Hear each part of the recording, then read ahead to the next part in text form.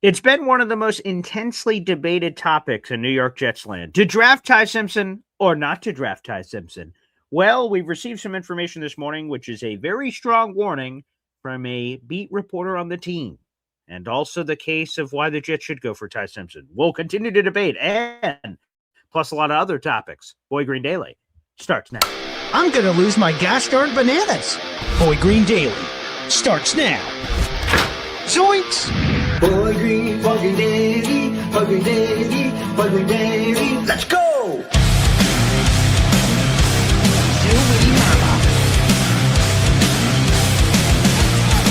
Put your seatbelts on. Get ready for the ride. We're the freaking New York Jets, so we're built for this shit.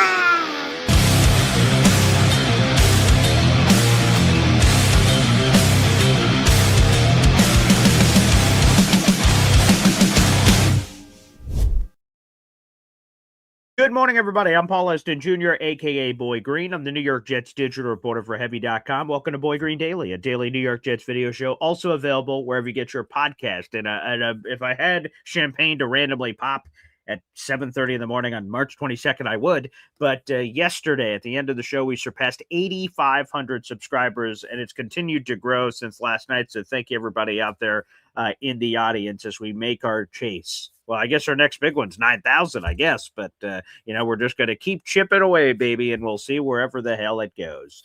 And again, we've got a very special show today, and I'm looking forward to it. It's going to be a lot of great. It's Jets Worldwide. Why?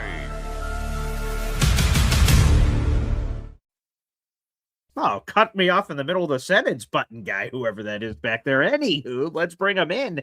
JWW Takeover. It's Snowball. It's Johnny Boy, the co-host for today's program. Again, whoever that button guy is should be fired immediately. I was mid-sentence, for God's sakes. It's Boy Green Daily, but now it's Spray Can JWW time. What's up, boys? Snowball, good to see you, pal. What's up, BG? Listen, it's good to, the guy who presses the button, he's tied up. He's gagged. He's in the corner. Okay. He's struggling to get out of the ropes, but okay. AG has tied him up with the rope, and right. We're here. So we are taking over. Johnny Boy, we are here. Are we taking over or what?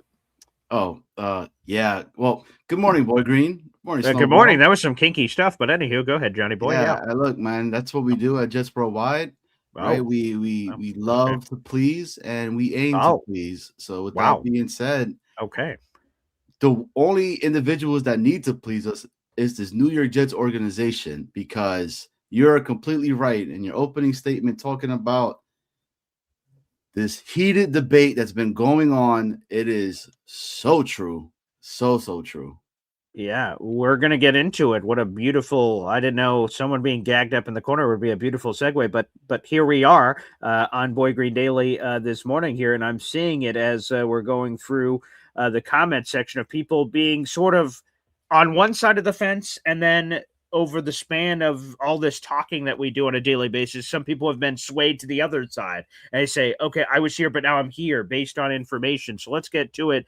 Rich Cimini dropped a column this morning where he reiterated the warning that is out there on the Jets drafting Ty Simpson, and it is all based around his limited college starts. He has 15 career college starts, and it's weird because you see Ty Simpson and you sort of evaluate him. You're like, here's this 23-year-old who will be 24 during his rookie season, and normally when someone is that much older, they normally have tons of experience, but he doesn't. He was at Alabama for 4 years, but only started on a full-time basis this past season, 15 career college starts.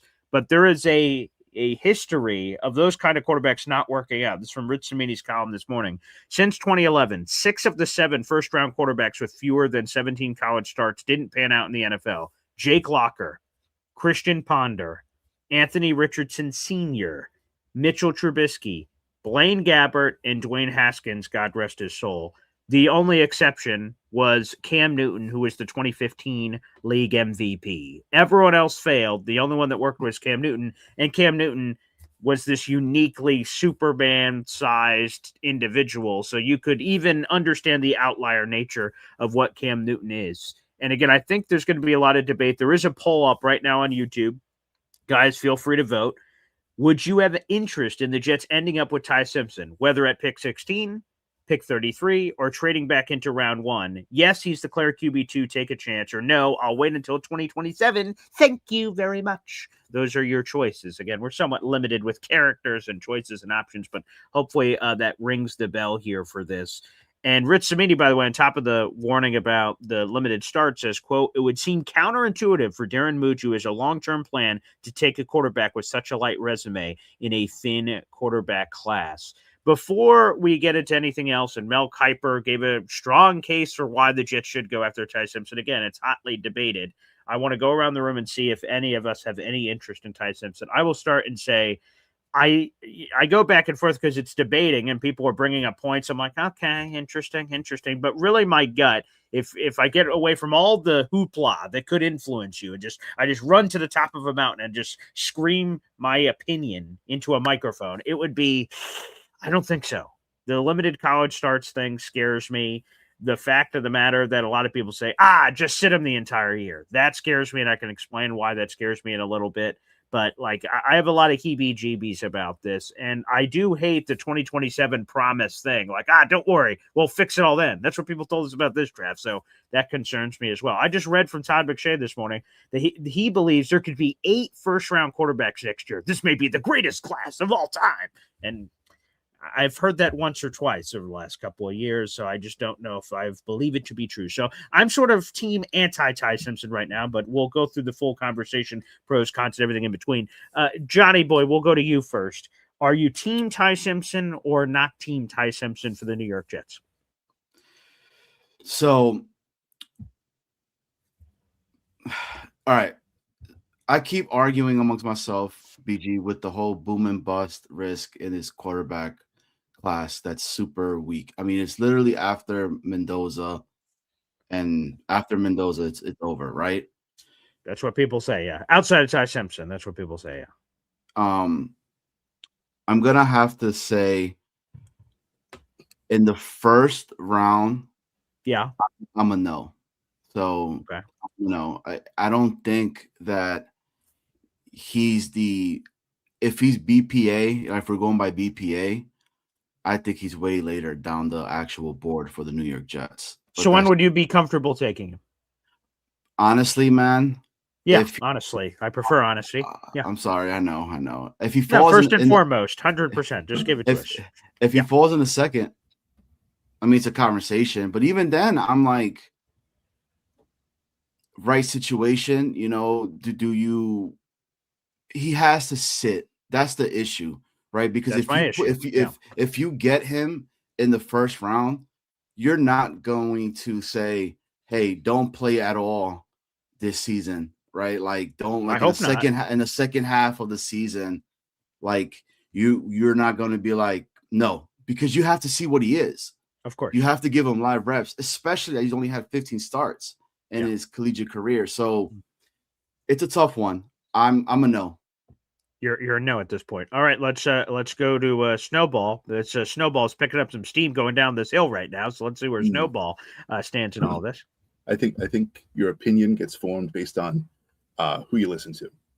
That's a good point. If you listen to the media, you're not going to know what you're talking about. If you listen to social media, you're going to get pointed in either direction. So for me, the age is an issue with the amount of starts that he has. So that's number one. But again, he's young. Cam Newton working out of that lot of people who were picked with a certain amount of starts tells me that there is a chance. But based on physical attributes, Cam Newton was just a different person. So there's that. The other thing is that something that was discussed earlier this week was the power struggle between Darren Muji and Aaron Glenn. And what's happening behind the scenes, if there is a power struggle at all. But I think you have two guys with two different plans. Mm-hmm. AG wants to hang around, and Darren Muji, I believe, well, based on what we've seen, feels comfortable as though he will be staying, regardless of what happens this season. So you have the long-term plan, you have the short-term plan. If you look at the quarterback room of the Jets right now, we're really looking at, you're looking at Geno Smith, you're looking at Zappy and question marks. So do you need somebody else in the room? are we going to go the route of another veteran, which is a pool that's drying up? So, Quite. If you listen to, I listened to Chase Daniel earlier this week, right? And I watched his evaluation of Ty Simpson. And what he said is very positive and very promising. And Chase Daniel, I value his opinion.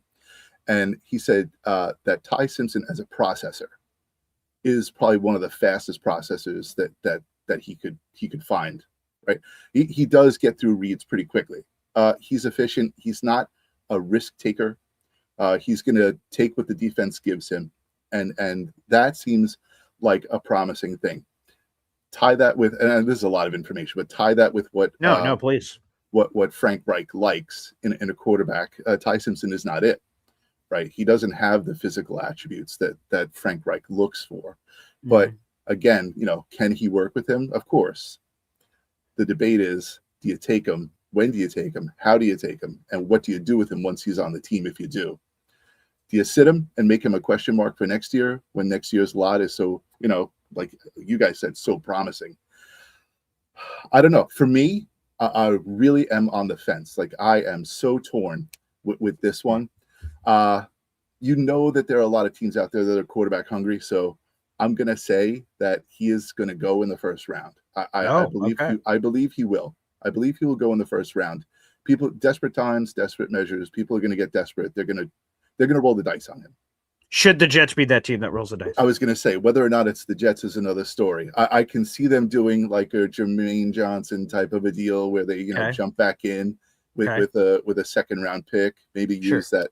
Yeah, maybe use that second round pick to jump back in. I'm going to say, based on what if Muji is the sidekick still and Aaron Glenn is the guy in charge, I see them making the move. For me personally, yes, I'm going to buck the system, and I'm going to say, go for Ty Simpson in the first round. Jump back in, grab him late. Okay. Here's my concern. And again, this is hopefully part of the debate, so it's good that we have someone that's on the other side, for lack of a better word. Here's my fear, is that, and it's sort of Johnny Boy sort of hinted at it, if you take Ty Simpson, and to Snowball's point, you think he's going in the first round by hook or crook. So whether you take him at 16 or trade back in, we could get through the process in a second, but just taking him. My problem is that we have to see him in year one, or else we're going back to ghosts of Jets past. And sorry to bring up these memories, Jet fans, but, I just got to sort of, call it how I see it here.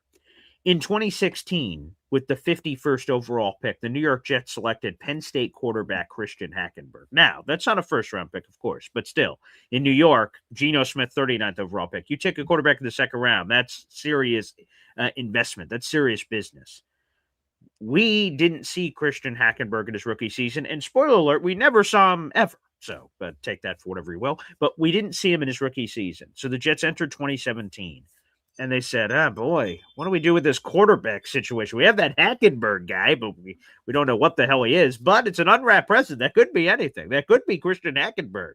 So you know what? We're going to not take a quarterback in the first round. They took a guy named Jamal Adams, and Jamal Adams was a multi-time All-Pro. They traded him for 2 first-round picks. So in a way, that succeeded in what that is.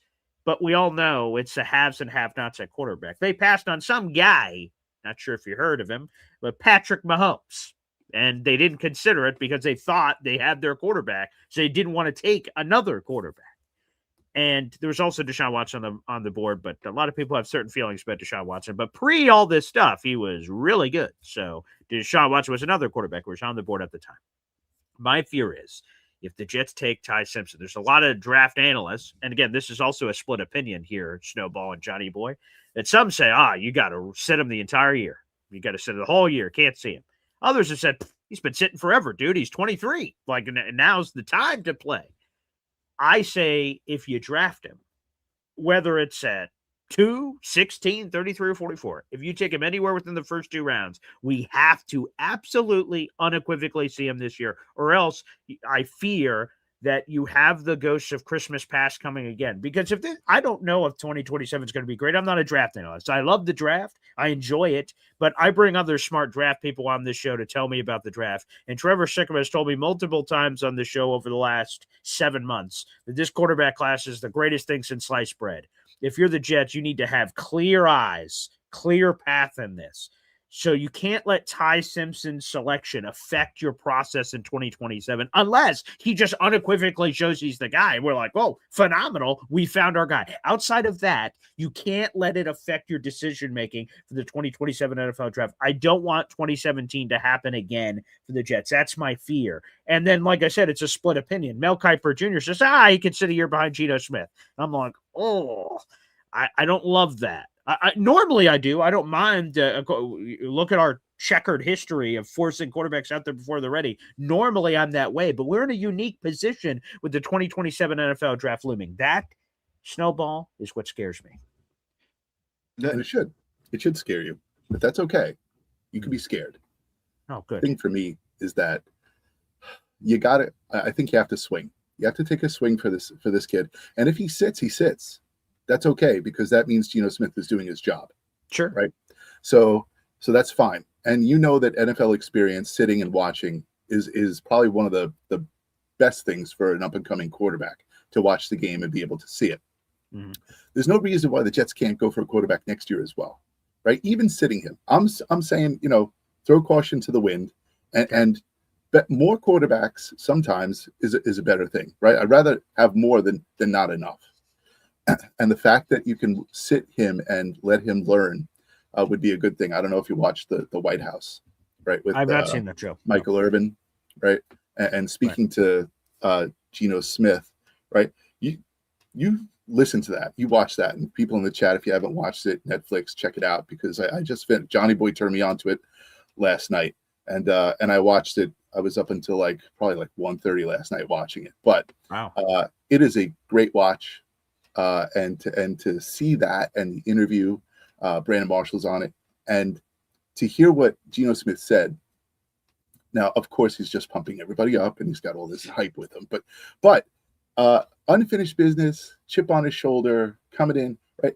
You hope to see, and again, Brandon Marshall, actually, Johnny Boy, you can attest to this. Brandon Marshall stood up for Geno Smith and said it wasn't the Raiders. It wasn't Geno Smith. It was the Raiders. Right. And it was the offensive coordinator for the Raiders. So the problem with Geno Smith last year was coaching. And here he's coming to the New York Jets. And we know that Aaron Glenn says what? Right? It's coaching. Yeah. So he did. And we actually have a quarterback coach this year. So my faith is, and I hope, and a long response would be, that Geno Smith has the proper training. He has the offensive line that he needs. And he is successful, and Ty Simpson has the opportunity to sit behind Geno Smith. Geno Smith wins the Super Bowl, goes off into the sunset, and alas, we have now Ty Simpson. And I'm not saying that the Jets are winning the Super Bowl, but what I'm saying is enough success to bring us forward into the next year. And I like that. Doesn't scare me, because we can survive Ty Simpson sitting for a year and still be able to take a quarterback in the following year. All right, let me present this scenario to the panel. Ty Simpson's on the board at 33rd overall. So first round's over, which means Johnny Boy will be there. The first round is over. Everyone goes to sleep, and then they have the rest of the next day to work out trades or anything of that nature. The Jets have 33. Do you take Ty Simpson and he's on the board, and you just take him, and hey, he's there. He's the QB2. The only other quarterback that went in round one was Fernando. We're taking Ty Simpson. This is an opportunity we can't pass up. Or do you sell off 33 to the highest bidder, and that teams are interested in Ty Simpson? They're like, oh, okay, on day two, yeah, we'll move up for Ty Simpson, and you just sell him to the highest bidder and let someone else get him. You have one of two choices. You take Ty Simpson yourself at 33 and you give up nothing. He's there. You don't have to trade, nothing. You can take him. Or you choose to trade it away and allow someone else the opportunity to take Ty Simpson. Johnny Boy, we'll start with you. Which would you choose? I'm going with the trade, because I still want them to continue to keep building up this team. Really quick, Boy Green and Snowball, if I could say this. Sure. My biggest issue with the Ty Simpson in the early in the first round is this. Okay, a lot of people have been arguing about Musgrave and Yeah. can he develop a quarterback? That's my problem. I have to see that first, and I don't want to take Frank Wright. I don't want to take Ty Simpson there. Let me see first if you could get a quarterback in the later rounds. Look, I'm a big guy on Luke Altmaier, okay, that had very similar traits to Ty Simpson, but you could get him way later on. The hope for me is that Geno Smith plays the whole year. He balls out. We get a quarterback that is a potential backup rookie or something like that, or this rookie comes in and can outbeat Geno Smith, and we're having a conversation in 2027 that we don't need a quarterback. We think we found something. We might have found a Brock Purdy. We might have found a Tom Brady, right, in the later rounds or whatever. But if that's an area that I'm in, to answer your question, BG, I'm probably getting more capital for it because that means somebody fell. That's what that's going to mean. There's somebody that is there Ty for Simpson. us. Other person that was supposed to be picked or whatever is still falling. So because with that 33rd pick, give me another linebacker. Give me. Oh, so you wouldn't trade. You would just take someone else that slipped. Correct. So you wouldn't trade the pick to someone else to take Ty Simpson. Correct. Okay. Yeah. So, but that's my take because I also got to understand what did we do in free agency to bolster up the offense? Did we pick up another wide receiver? Because a lot of the conversation is that we're looking to pick up another wide receiver in free agency. So maybe it'll change, right, for me when we're at the actual draft. And I'm like, a month from tomorrow, believe it or not. Exactly. So like at 33rd, if Ty Simpson is there and we're like, damn, we picked up some, why not? I don't know, man, dude. I'm all over with this. You've given me like 12 answers, man. That's why I'm confused. You said, dude, I'm totally in on the trade. Oh boy, but there could be something pretty good there. Yeah, I wouldn't take the trade. What? You did? Could you imagine? Could you imagine what these guys are going through? Right? I imagine it's crazy. They should be going through all these scenarios because, like, to the point of 33, I agree. Sure, I think there is totally a world where he could be there 33, but I agree with Snowball that there's a chance he could totally be taken in the first round somewhere, that someone can convince themselves and say, you know what, we get that valuable fifth-year option. If we're right, we get him at a discount on that fifth year versus paying whatever the incredible salaries will be 5 years from now for it. So I could see both scenarios happening. But this is the other thing. I've seen so many other teams have the 33rd overall pick and a first-round talent falls into their lap. It happens every single year. Crazy shit happens in the first round. Surprising names go, and then surprising names fall. And the Jets could say, F them picks. We're not trading this pick to someone else like a bunch of picks. Let's just get another home run guy, whoever that person is, at a critical position of need. And boy, there's a lot of them. I am tempted by that. But I got 20 answers from Johnny Boy. Let's see if a Snowball can beat that. So again, 33rd overall, here's the scenario. Ty Simpson remains on the board. You can take him yourself, or you can sell that off to the highest bidder. And I imagine there will be bidders involved that would absolutely want to move up, and thus you could capitalize and get multiple picks, maybe some creatively. Darren Muji seems like the creative type. Maybe get some picks in 2027 for this trade back, and he gets involved there. The good news is he will have a day to think about it. This isn't like in the middle of the first round, bullets are flying. He's got 10 minutes to make a decision once he sees who's on the board. Like, he would have a full day and night to go through the next day to make this decision. So that could lead to some creativity. But again, I throw it to you, Snowball. If Ty Simpson's on the board at 33, do you take him or trade the pick to somebody else? Apologies to all the people in the chat. I've been reading the responses. But if Ty Simpson is there at 33, the Jets should take him. I believe that the Jets should take him at 33. Like you said, don't pass up on. There's a reason why he's considered the number 2 quarterback in the draft, right? There is talent there. There's a reason why you have the reputation. He isn't a Christian Hackenberg. Like to equate him to Christian Hackenberg is a detriment to his character. But to equate him to, like, he's not a James Morgan, right? He's not that type of a quarterback. There's a reason why he is considered the number 2 quarterback. And if he falls to 33, go up to the podium, hand your card in, take him at 33, and hopefully maybe you deal 44 for something alternate. It's going to be less, obviously, but you can still wheel and deal 44, and maybe drop back a little bit and get something in the later rounds and build your roster that way. But for me, 33, if he falls to 33, take him at 33. Well, by the way, the poll that's up right now is 50-50, and now it's going the other way. It's the question is, again, for audio only listeners, would you have interest in the Jets ending up with Ty Simpson in some form or fashion? Pick 16, pick 33, or trading back into the back end of the first round. Yes, he's a clear QB2, take a chance on him, or no, I'll wait till 2027, thanks. The early votes were leaning towards yes, take the chance. But now the votes are flipping the other way. It was just 50-50, but now it's 56-44. No, I'll wait until 2027. Again, the thing, and again, I'm talking both sides so we can fully flesh out the conversation.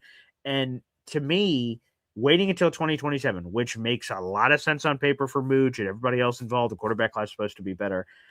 It's a dangerous game to keep promising people that the grass is greener on the other side. Don't worry. Next year for sure. Next year. No, don't worry about it. It's going to be great. Then we get to next year. 2028. Oh, unbelievable. You won't. 2029. Oh, I'm telling you. Wow. Oh, yeah, that's going to be great. I feel like I'm at a used car dealership lot, for God's sakes. And I'm just being whispered all these sweet pleasantries. And it just gives me a little bit of the heebie-jeebies. And I see 3 Sibs and many others are in the comment section saying, we don't have a quarterback. We need a quarterback. So go get us one. And that certainly could be the case. So we could continue to debate this Ty Simpson thing. I'll go around the room if you guys have anything else left to add, or else we'll swim in some other waters here coming up. Yes, you in the front, boy of the Johnny. Oh, thank you very much, sir. Snowball, yes. You're a size dude, right? That's loaded. For football players, like in height, yes. Okay. He's about 6'1", 210. Yes. Right? Okay. Yeah. Okay. The inexperience, 15 games started, I think that is something that doesn't attract a lot of people. Confirmed. The arm strength, the velocity is average. It's not that elite from reports that I've seen. Okay. He has accuracy issues, right? I think his percentage completion is like 64% or something like that. Which I don't think that's bad in my opinion, right? Because we've had really crap quarterback play. Sure. Dude, man, I don't know, bro. Like this guy, for me, it's if he's there in the second round, maybe conversation. But in the first round, dude, I can't do it, man. I can't. Like, I'm not all the way sold because I feel like he is not that different than a Nussmeier, than a, I think isn't it Nussmeier is the one that has a dad that's a quarterback as well. Coach. Yes. And Ty Simpson's father is a coach in football, and Garrett Nussmeier's father is a coach with the Saints at the NFL level. Yes. So I'm a no. Again, I'm a no. No. Okay. I wasn't asking whether you're a yes or no. I just said if you have anything else to provide on the Ty Simpson conversation, but I appreciate your valor nonetheless. Snowball, is there anything else you want to add before we switch topics? What's the poll at? Where are we sitting now? Let's go back. It is now growing stronger. 57% say no. They want to wait till 2027. So Johnny Boy did his job. He's convincing the chat to vote one way. And I'm not going to try to swing it the other way, but not that strong an arm. I get it, right? 6'1", limited starts, all this stuff. I understand. Additional points would be, for me, it's the processing speed. For a smart quarterback, being able to take what the defense gives you. We've seen that before. Being able to stretch the field. All right, maybe, again, I believe in development. Could he learn to, throw the ball with more velocity? Possibly. We don't know. They could shorten his follow through or whatever. Me being a bowler, right? I've had to, you got to change your arm angle every once in a while. So sure. I've learned different ways when the lanes change. I change. So which I saw, by the way, on the JWW Wow. live. Wow, that was Yes. nice. I'll be Get a real back sweat there going this on there. afternoon. I'll be back there this Oh, afternoon. okay. So Oh, nice. tune in later. Okay. But right, the thing is that for me, it's the processing speed. I think his ability to read a defense and get through his progressions quickly as a college quarterback. I think Sure. that's what I like about him. Good things to like. Boys, give a plug. JWW, you guys surpassed over 500 subscribers, and you have bigger, things on the horizon, I'm certain. What's JWW for people tuning in at Jets Worldwide, the 300 people in the room right now? What's that all about? The fastest, not all growing, at once, please. Yeah. I was being polite, but if you want me to nice. take the lead, I'll I know how to dance, but Well, like, listen, if you are interested in the fastest growing Jets YouTube show on the internet, please go over to Jets Worldwide. We were on Friday nights at 7:30 p.m. every Friday night at 7:30 p.m. And myself and Johnny Boy hoist. Was that like a Freudian slip? Hoisting? Right. Yes, we host a Jets YouTube show together, and we have lots of fun. We talk about current things happening in the Jets stratosphere. So join us. Please go over after this show and hit the subscribe button, because we aim not to disappoint. Johnny. Hey, before Johnny, I want to jump in here, and I tuned into the latest show. There's DKB, the three most dangerous letters in Jets universe land. There was Gunny Gumby. It was good to see him. It's been a while. So I got to tune in for a bit, and then my kids pulled me away. So did you guys ever unveil the mystery box? This is a new mystery box? Like, what's the situation there? It's new. It has to happen when we actually reach monetization standards. Oh, so 1,000. Okay. We have the subscribers. It's just the amount of hours. So you have nothing to do, right? Go over to Jets Worldwide, just hit the play button and let all the videos play one after the other, because we're still like 156 hours short. Oh, dang. Oh, wow. Yeah. Okay. So we still need some, but please, do so post haste. Okay, there you go. Yes, that's coming up. Go ahead, Johnny. Is there anything else you want to add to the JWW action? Yeah, man. Just, come check us out. Jets Worldwide. Two diehard fans that just talk some ball. Do we know everything? Hell no, we don't. Guys, we don't, right? But we try to take some logical takes. Do you know anything? So, No, okay, you don't know everything, but do you know anything? I don't. I really don't. But, look, we have fun over there. All right. We try to look, man, we're a lot of people don't like us because we are some Aaron Glenn truthers. All right. We believe in Aaron Glenn. We want Aaron Glenn to do and succeed and do really well. So again, come and check us out. Jets Worldwide, baby. I mean, we look, this guy balls. Who wanna fly?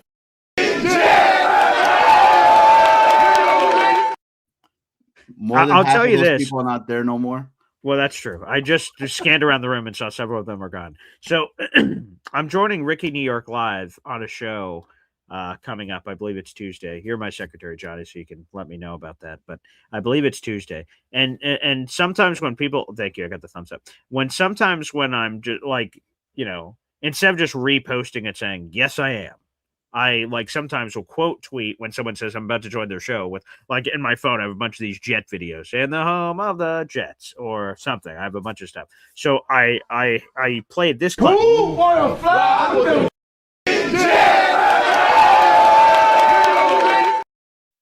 Yeah, Jermaine Johnson, Stone Smart. I'm going to keep rereading the room and seeing everyone who's there that's no longer there. But I shared that clip just to hype up. I'm glad to get on the show. And there was a lot of interactions with the video that just random that said, how do you not want Aaron Glenn to succeed? You see that and you see he wants it. And and that's just a small slice. It's like a 6-second clip or something. But, to me, I keep going back. I haven't seen it since, but I go back in my head to that introductory press conference where he just talked about bringing up the AFC Championship game against the Denver Broncos in that 98 season. And, the year 99 and just going through all that and how much it mattered and how much he wanted to flip it and how much he wanted to change it. That's constantly on my mind. So I know a lot of people want Aaron Glenn to fail. A lot of people want him to do something else with that rope. And I just think that, quite frankly, we need to embrace this man. We want to turn it around. Stop telling me about tanking this or tanking that. And 2027, we need to tank. And then when fans like me, so just to randomly put myself into it, I'll say, oh man, I can't wait to hopefully win some games next year. And then someone tweets at me, you're an idiot. We need to lose. This is what's wrong. You want to win. And I'm like, what? So that's unfortunately where we're at. So no, go ahead, Johnny boy. Aaron Glenn rudely interrupted you. So you're telling me that, the coach that we had should have took us to the Super Bowl and playoffs and have a winning season all in 1 year with, a hot dumpster of a squad that he took over? Yeah, apparently. Oh, yeah. Cool. Got it. I believe that there is a silent majority out there who are Aaron Glenn supporters. We all hear the vocals. Sure. Right. Yeah. But you don't hear the silent people. And I believe that there is a greater majority of who are keeping quiet. Who support Aaron. Yeah, some people are just vocal and go in the opposite direction. Some people run away from danger. Some people run towards danger. And we are the danger. So look at that. Darren, by the way, real quick, says, got to run, boys, but I'm going to start the JWW stream and hit the road. Enjoy your Sunday, so let it run its course. Excellent. That's great. That support. video, Boy Green, that video, if you watch it, watch Jermaine.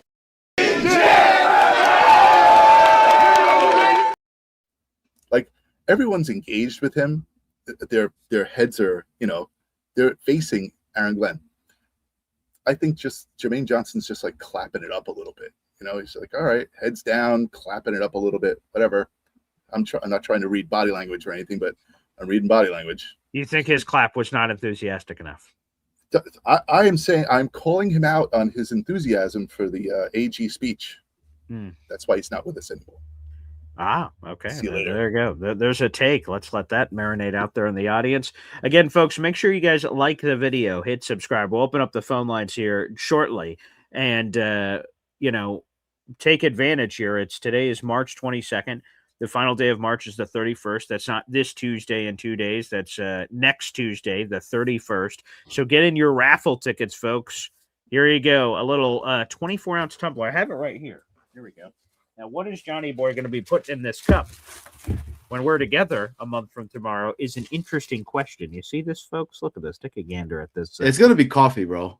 I am breaking that cherry, man. I'm not sure if I'm going to let that cherry be broken. A lot of people said it should happen, something seismic, not just randomly you putting a chloroformed, towel over my face, that maybe we should do it at 10,000 subscribers, so maybe we should wait on the coffee experience. You're saying coffee, although maybe something stronger could be necessary here. Here you go, folks. This is eligible. April 1st, we're going to be giving this puppy away and some other prizes. So again, get those raffle tickets in. We do raffles every single month on the channel. Did you say chloroform towel? But I'm the weird guy for tying up the button man. All right, whatever. There you go. Thank you, Giants. Sam Darnold. There you go. There you go. America, your Super Bowl champion quarterback, Jet fans. There you go. That's a pretty cool shirt. Thank you. See, that's in the raffle. We got this old school New York Jets training camp hoodie. How about some of this action, huh? There you go. Nice. And everything. It said Cade York on there. It did. PK1 on the kicker scale. So again, folks, if you spend $3 on the channel, if you're watching on YouTube, you hit that money sign and you spend $3 at any point through the final couple days here of March, you're eligible for the giveaway. You see the rolling top 5 in the ticker down below. If you have one ticket, you have a chance. And then we randomly we'll give it away on April 1st. We'll spin the wheel of names. However many raffle tickets you have, put you in the contest. So good luck. Again, if you're watching on YouTube here, hit the money sign, baby, and jump on in.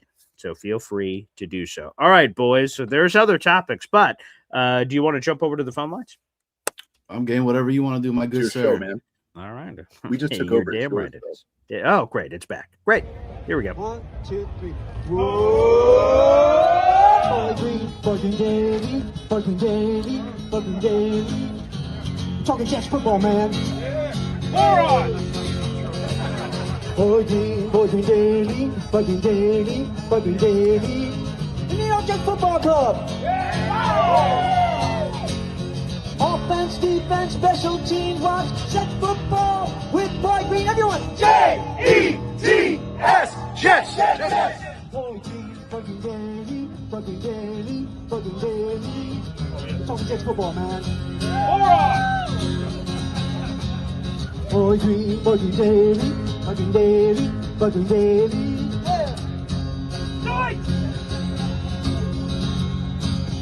Offense, defense, special teams, watch Jets football with Boy Green. J-E-T-S, Jets. Let's go! You heard Hep. Let's bring that back. Why did that ever go away? I don't know. Like, has someone forgotten? Every time they show a video, they're just like, "All right, family on 3, 1, 2, 3, family." I'm just like, can someone just run over there and say, "Hey guys, there was this thing you sort of used to do." Not sure if you just want to give it a spin for nostalgia purposes, but maybe a little late. All right, pride on 3, 1, 2, 3, pride. All right. Cup on 3, 1, 2, 3, cup. All this random bullshit. What the hell's going on out there, man? It's old man rant, I suppose, but that's neither here nor there. Yeah, I like your shirt, by the way. Oh, thank you. Yeah. You know what DT stands for? Dylan Terman experience. Oh, good. Don't I touch. thought you were definitely going to go in a different direction. You gonna wear that in the hotel room? Who knows? I'm sure that pointing, would really pointing at me. Don't touch. DT could have a lot of different meanings. Yes. Who knows? Yeah, that would be funny if I went and hung out with Johnny Boy at the draft, and then like I didn't wear a JetsWorldWide shirt. I just wore a Dylan Terraman Macho Talk Sport. I wore everyone else's shirt, and you're just like, wow, this is uncomfortable. So we'll see what I can do. We'll see what I can do. And it depends if you're making me breakfast. That's what I want to know. What the hell's happening? Hey, look, I love. Hey, we're gonna look. I'm trying to find wherever Joe Namath ate at growing up. Like, if he is that where we're going? Are you so okay? The draft's happening. Are you like taking us to places? Like, what are we doing? Is the itinerary TBD? Are you setting some stuff up and saying, "Oh, cool, all right, Boy Green, we're going to be heading here doing this. We're going to be heading here doing this." Are you just like all hands over, like, "Hey, whatever the fuck happens, whatever the fuck like, what's going on?" Who's I'm an in between type of individual, right? Like, oh, I'm like, que sera, right? So. Just want to enjoy it, man. It's my first time. I'm like a virgin, and okay, Madonna, you know it. Okay, all right. Hey, I joined enjoy us on the show. Hey guys, how's it going? Like a virgin. It's going for the very first time. Yeah. I'm not gonna go there. Yeah, But that's anyway, probably the best. Yeah, I like that home of the Jets and the home of the Jets. That's great. Yeah, they got to bring that back.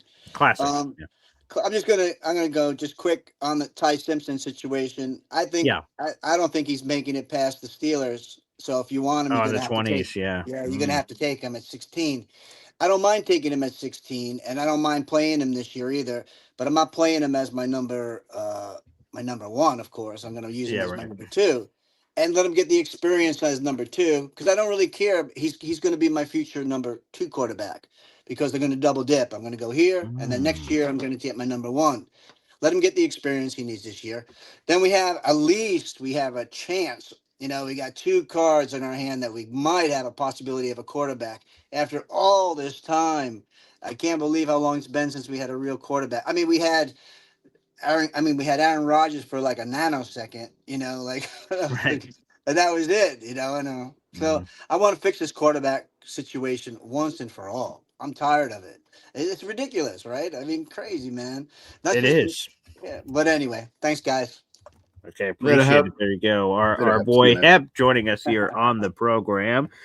Thank you, Hep. Appreciate that. Yeah, I mean, it is, again, football fans, when they complain, like, I'm just like, dude, look in a mirror, man. Like, because who was it? Someone just got the Steelers. They were just like, man, this fucking blows.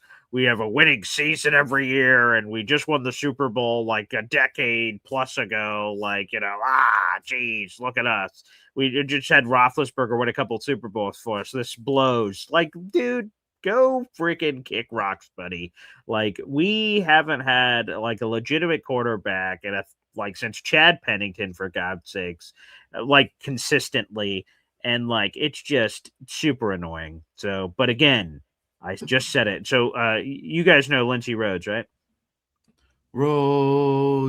Lindsey Rhodes. That's right. Shout out to her kid. That's what I was just going to bring up. Her son, I believe her son's name is Jackson. So sorry, Lindsey, if I'm getting that wrong, but I'm pretty sure she told me it was Jackson. And so they live out on the West Coast, and he randomly became a Jets fan. For some reason, Lindsey couldn't explain. And then the Jets heard about this, like on the internet, that he was a Jets fan. So they sent him a whole gift package of an autographed Garrett Wilson helmet, a Garrett Wilson jersey, and all this stuff, which, by the way, where do we get in line for that? But Lindsey Rhodes took a picture of it and just said, like, now, like, it is what it is. Like, there's no going back now. And it had a little note from the Jets, like saying, hey, we heard you join the Jets as a fan. Great choice. Here's a bunch of stuff to make you love the Jets even more. And I was just like, cool. So I saw that on the internet yesterday. So shout out to Lindsey Rhodes and Jackson now joining the Jets Army. I see we have a super chat in here. Let's get to this. It's EZOC, baby, here on the program. Very nice. Wow. So, see, this is another debate point, but let's read it for our audio-only listeners. $5 super chat coming in, which I appreciate here from our buddy EZ, which, by the way, folks, again, keep all those raffle tickets coming to EZ. Now 7 raffle tickets so far this month. He says, just because we wanted AG fired for poor performance doesn't mean we want him to fail this year. We just wanted a new coach who's more experienced. Here's my thing. I think in today's society, not just today, it's any society, I would suppose, but just this is the society that I'm living in, is that people want something to happen. So let's do the draft thing, right? I'm just going to call Snowball a Ty Simpson truther, right? And he wants Ty Simpson. So some other people are like sort of mid on him. Jets take him at 16, and I go, oh, I didn't want Ty Simpson. Man, I hope Ty Simpson sucks.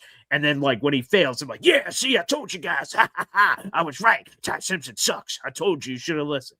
Like, I think there are fans like that, unfortunately. Like, Aaron Glenn, let's go to the experience thing. Hey, I want an experienced offensive coach. Oh, they hired AG. This sucks, man. He's a first-time defensive guy. This sucks. Sucks. This year goes terrible. Everyone is yelling from their freaking soapboxes and high horses going, see, I told you guys, should have listened to me. I'm Steve, user 44556. I told you we should have had the offense guy. I was here. And then there's people like that like now going into this year, man, I can't wait for Aaron Glenn to fall on his face like I told you he would. So he sucked, and we get a top quarterback, and then we get the thing I wanted. And again, I am over stereotyping fans. There are some fans that are what Easy is sort of implying here, that, they're just holding the person accountable, however they felt about it. He sucks, so we're saying he sucks.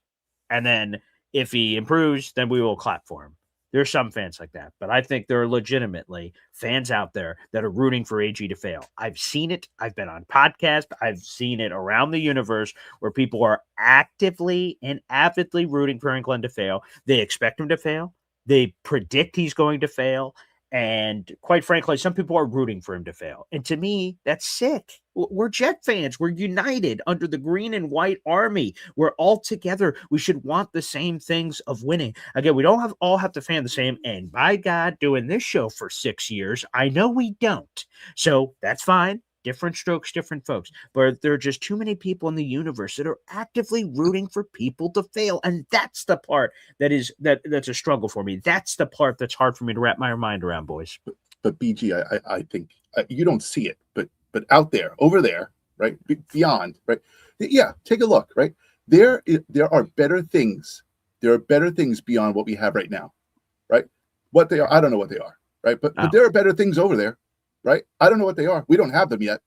Okay. But they're going to be better than what we have right now. So guaranteed, those things are going to save us. Instead of dealing with what we have right now and solving the problems that we have right now and using the things that we have right now, right? Mm-hmm. Instead of doing that, we're going to hope that those things over there, way in the distance, and actually some of us know that those things are better because they're not here now. And that's it. And that's the reasoning, and that's the logic, and that's anti-logic for me. If there's a fire in front of you, put it out. Mm-hmm. Not, hope for it to rain. Tomorrow it's supposed to rain, so just wait. Leave that fire there. It's going to rain tomorrow. Don't worry about it. The rain will put it out, right? But in the meantime, the fire destroys everything around it. So put the fire out now, and solve the problem and get rid of it. And some people say Aaron Glenn failing is going to do that. So whatever. But I say solve the problem now. Okay, Johnny Boy, anything on this before we go back to the phone lines? Yeah, it's just easier to crap on the New York Jets to try to say anything. Did you do that on purpose? Easier? Mm-hmm. You know it. Nice. I don't know, man. Again, like, it's just easier to crap on the New York Jets, and people is going to take the easy road. And us that try to defend it, we get crapped on all the time about it. Do I know everything about ball? No, I have no idea.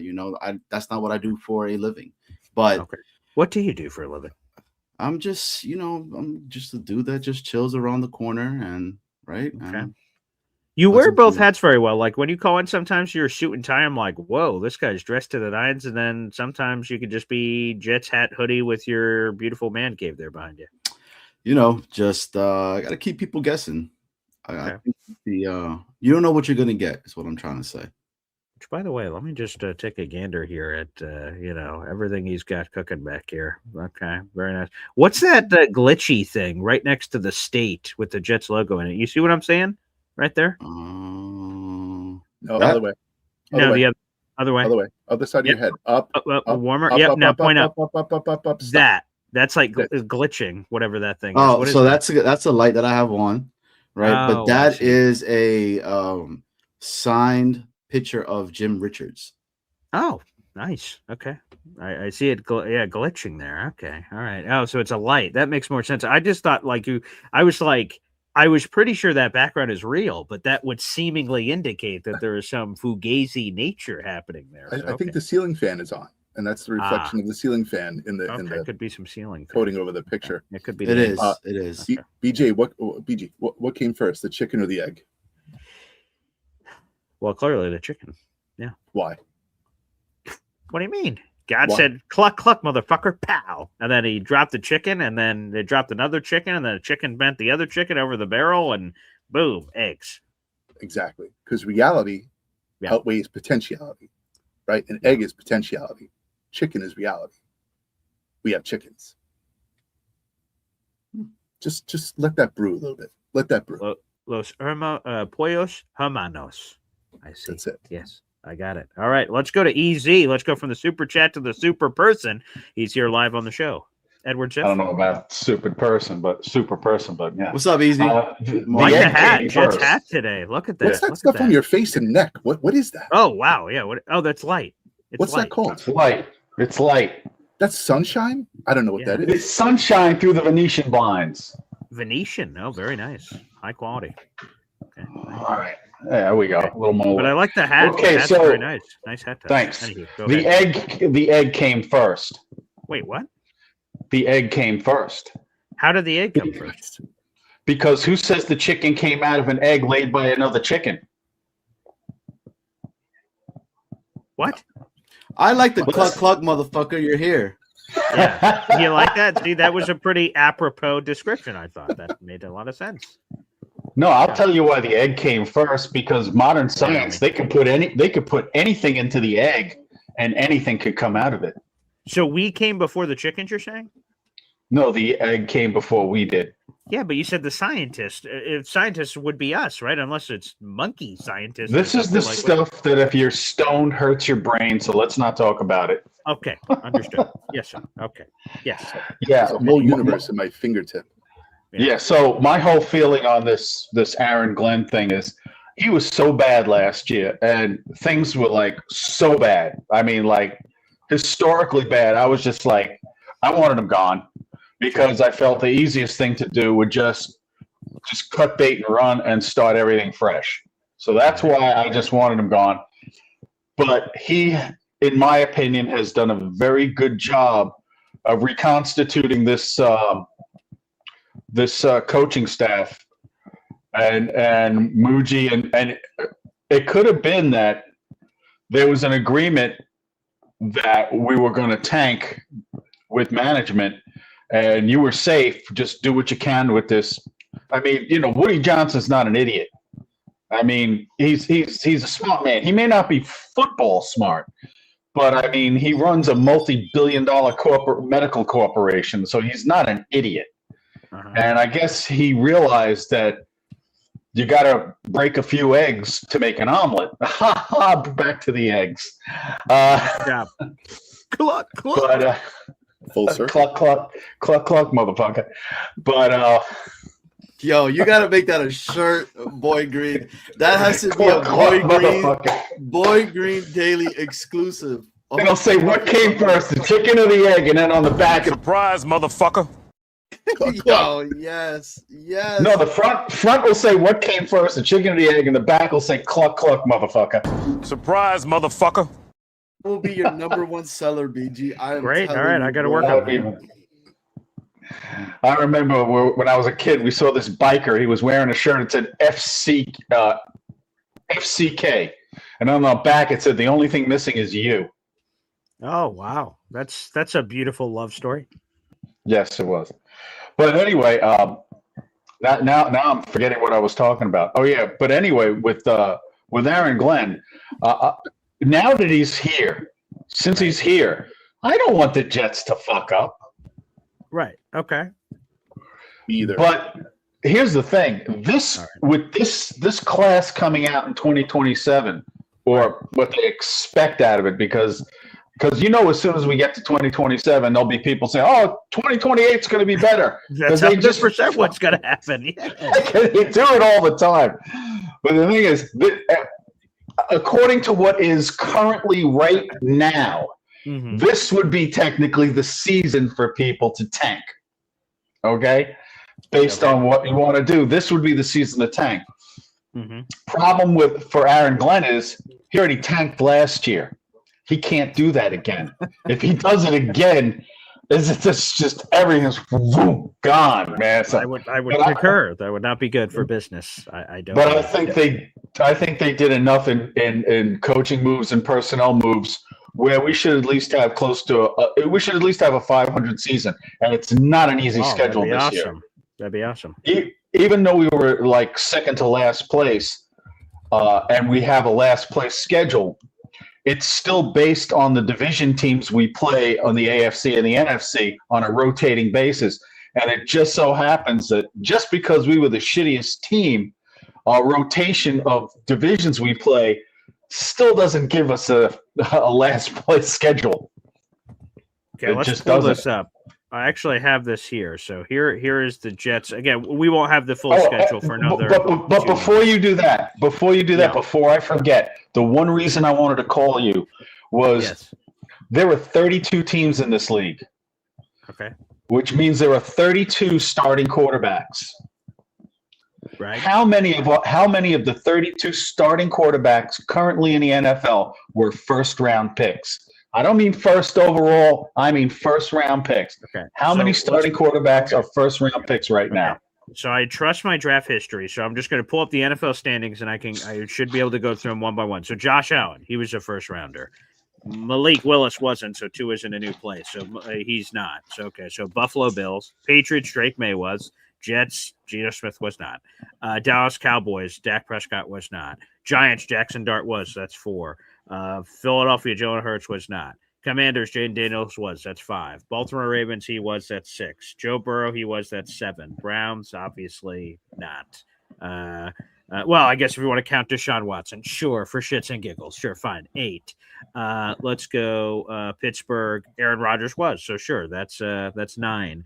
Chicago Bears, Caleb Williams, yes, that was 10. Jared Goff, yes, that was 11. Jordan Love, yes, that's 12.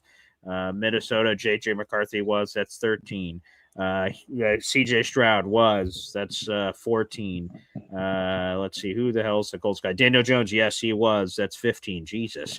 Trevor Lawrence was. That's 16. Cam Ward was. Yes, that's 17. Michael Penix, whether it's him or Tua, that is yes. That's 18. Carolina Panthers. Yes, that's 19. Tyler Shuck was not. Baker Mayfield was. Now we're at 20. Denver Broncos, yes. Bo Nix was. That's 21. Kansas City Patrick Mahomes, he was. That's 22. The Raiders are about to join that group with 23. Justin Herbert was. That's 24. Arizona Cardinals. Who's their starting quarterback right now? I guess not. There's no one there. Right? So, so he wasn't. Matthew Stafford was. So add him to the list. Brock Purdy was not. And then Sam Darnold was. Holy shit. Wow. It's pretty impressive. So a first round pick does hold weight. Apparently, that's the go-to way to find your quarterback, whether it's your team or not. Yeah, I'm surprised it's that high, actually. But I didn't realize it until I started playing the game. Because again, I remember. I think Easy was trying to go the other way around, and a little bit, yeah. Because I was thinking of guys like I was thinking, yeah. Hey, I was thinking of Russell Wilson. Hit him, and stuff BG. like that. Hit him with it. Surprise, motherfucker. Yeah, that was sometimes sometimes that gets you. Yeah. Surprise, motherfucker. Wow. So like 28 of the 32 quarterbacks. Well, then that I'm proven wrong. Then that's fine. Sometimes I am. Yeah. But there are the exceptions to that rule, and sometimes the exceptions to that rule are very good exceptions. So I don't think the Jets should worry 1,000% about it. Because we're going to get a first-round pick. He's probably going to not be a quarterback. We'll probably take him with 33 or 44, depending upon how they go. I mean, the Jets, they could surprise us. They could go, wide receiver and running back, or running back and wide receiver 1-2. I don't know what they're going to do. They might just be setting everything up for next year's draft. It all depends on what their war room plans are, what Woody wants them to do, what they all decide as the management staff decides to do. They might say, well, this year's draft is rich in these type of players, and next year's draft is richer in other types of players. You always got to go with what you got to follow the board in a way. Obviously, if there are 3 or 4 guys that are like 1A, 1B, 1C, and 1D, and you have a need, you try to fill the need.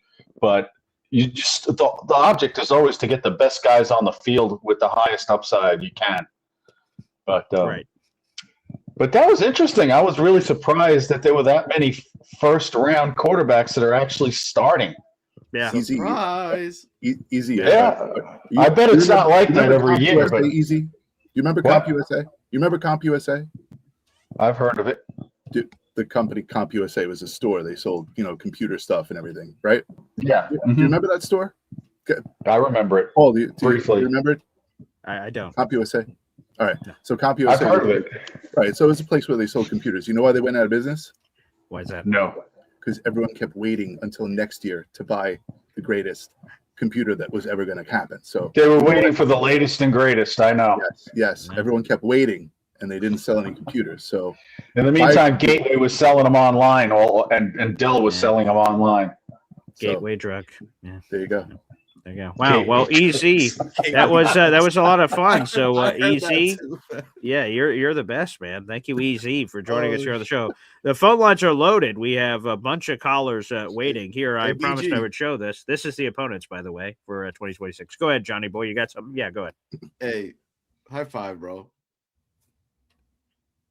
Yeah, that was a high five moment. That was an awesome moment, bro. Like clip that whenever you can, man. That was great. Just hit him with bam, bam, bam. Yo, and you saw his face. His face. I wasn't seeing his face because I was looking at the standings, so I have to trust you guys. So his face was like, well, that shit backfired. So shout out to Easy, man. Okay. Hey, Easy on a Sunday cool morning. Yeah. What better? What better? Okay, I just wrote that down on the shout out to Easy, man.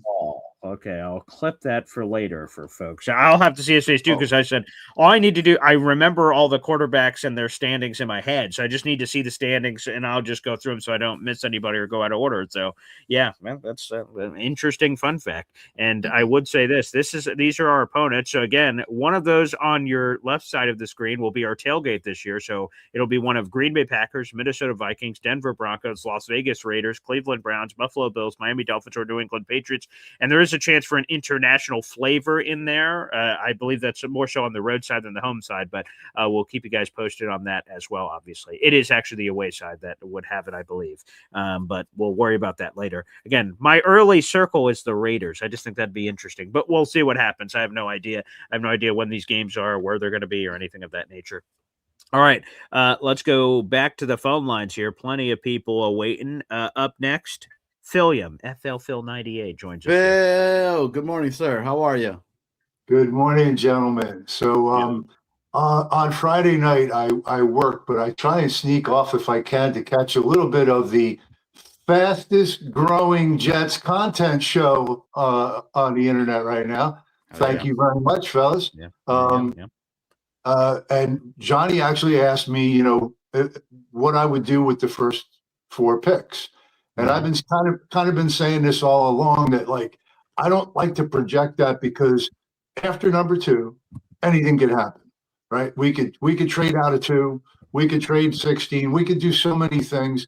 Different players could be picked at different times that we're not anticipating. So I've always had a tough time looking at, what am I going to do with these first 4 picks? So I would start with number 2, assuming Mendoza's gone, of course. And I've been slowly gravitating towards Sonny Styles. I think Styles has made Reese look like a better player. So the only pick that I'm right now saying I know what I would do at 2, I think, is Sonny Styles. But Johnny and Snowball can tell you, or should I say Snowboy and Johnny Ball? I forget. Snowboy.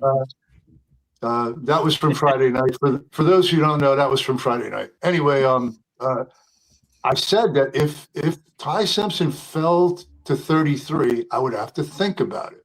Me too. And I was ready to kind of just be like, hey, if he's there 33, I'm taking it. But as you often do, you throw a wrinkle there, Boy Green. If somebody comes to me and I'm ready to take Ty Simpson and they're offering me a boatload of picks, I don't know what the hell I do.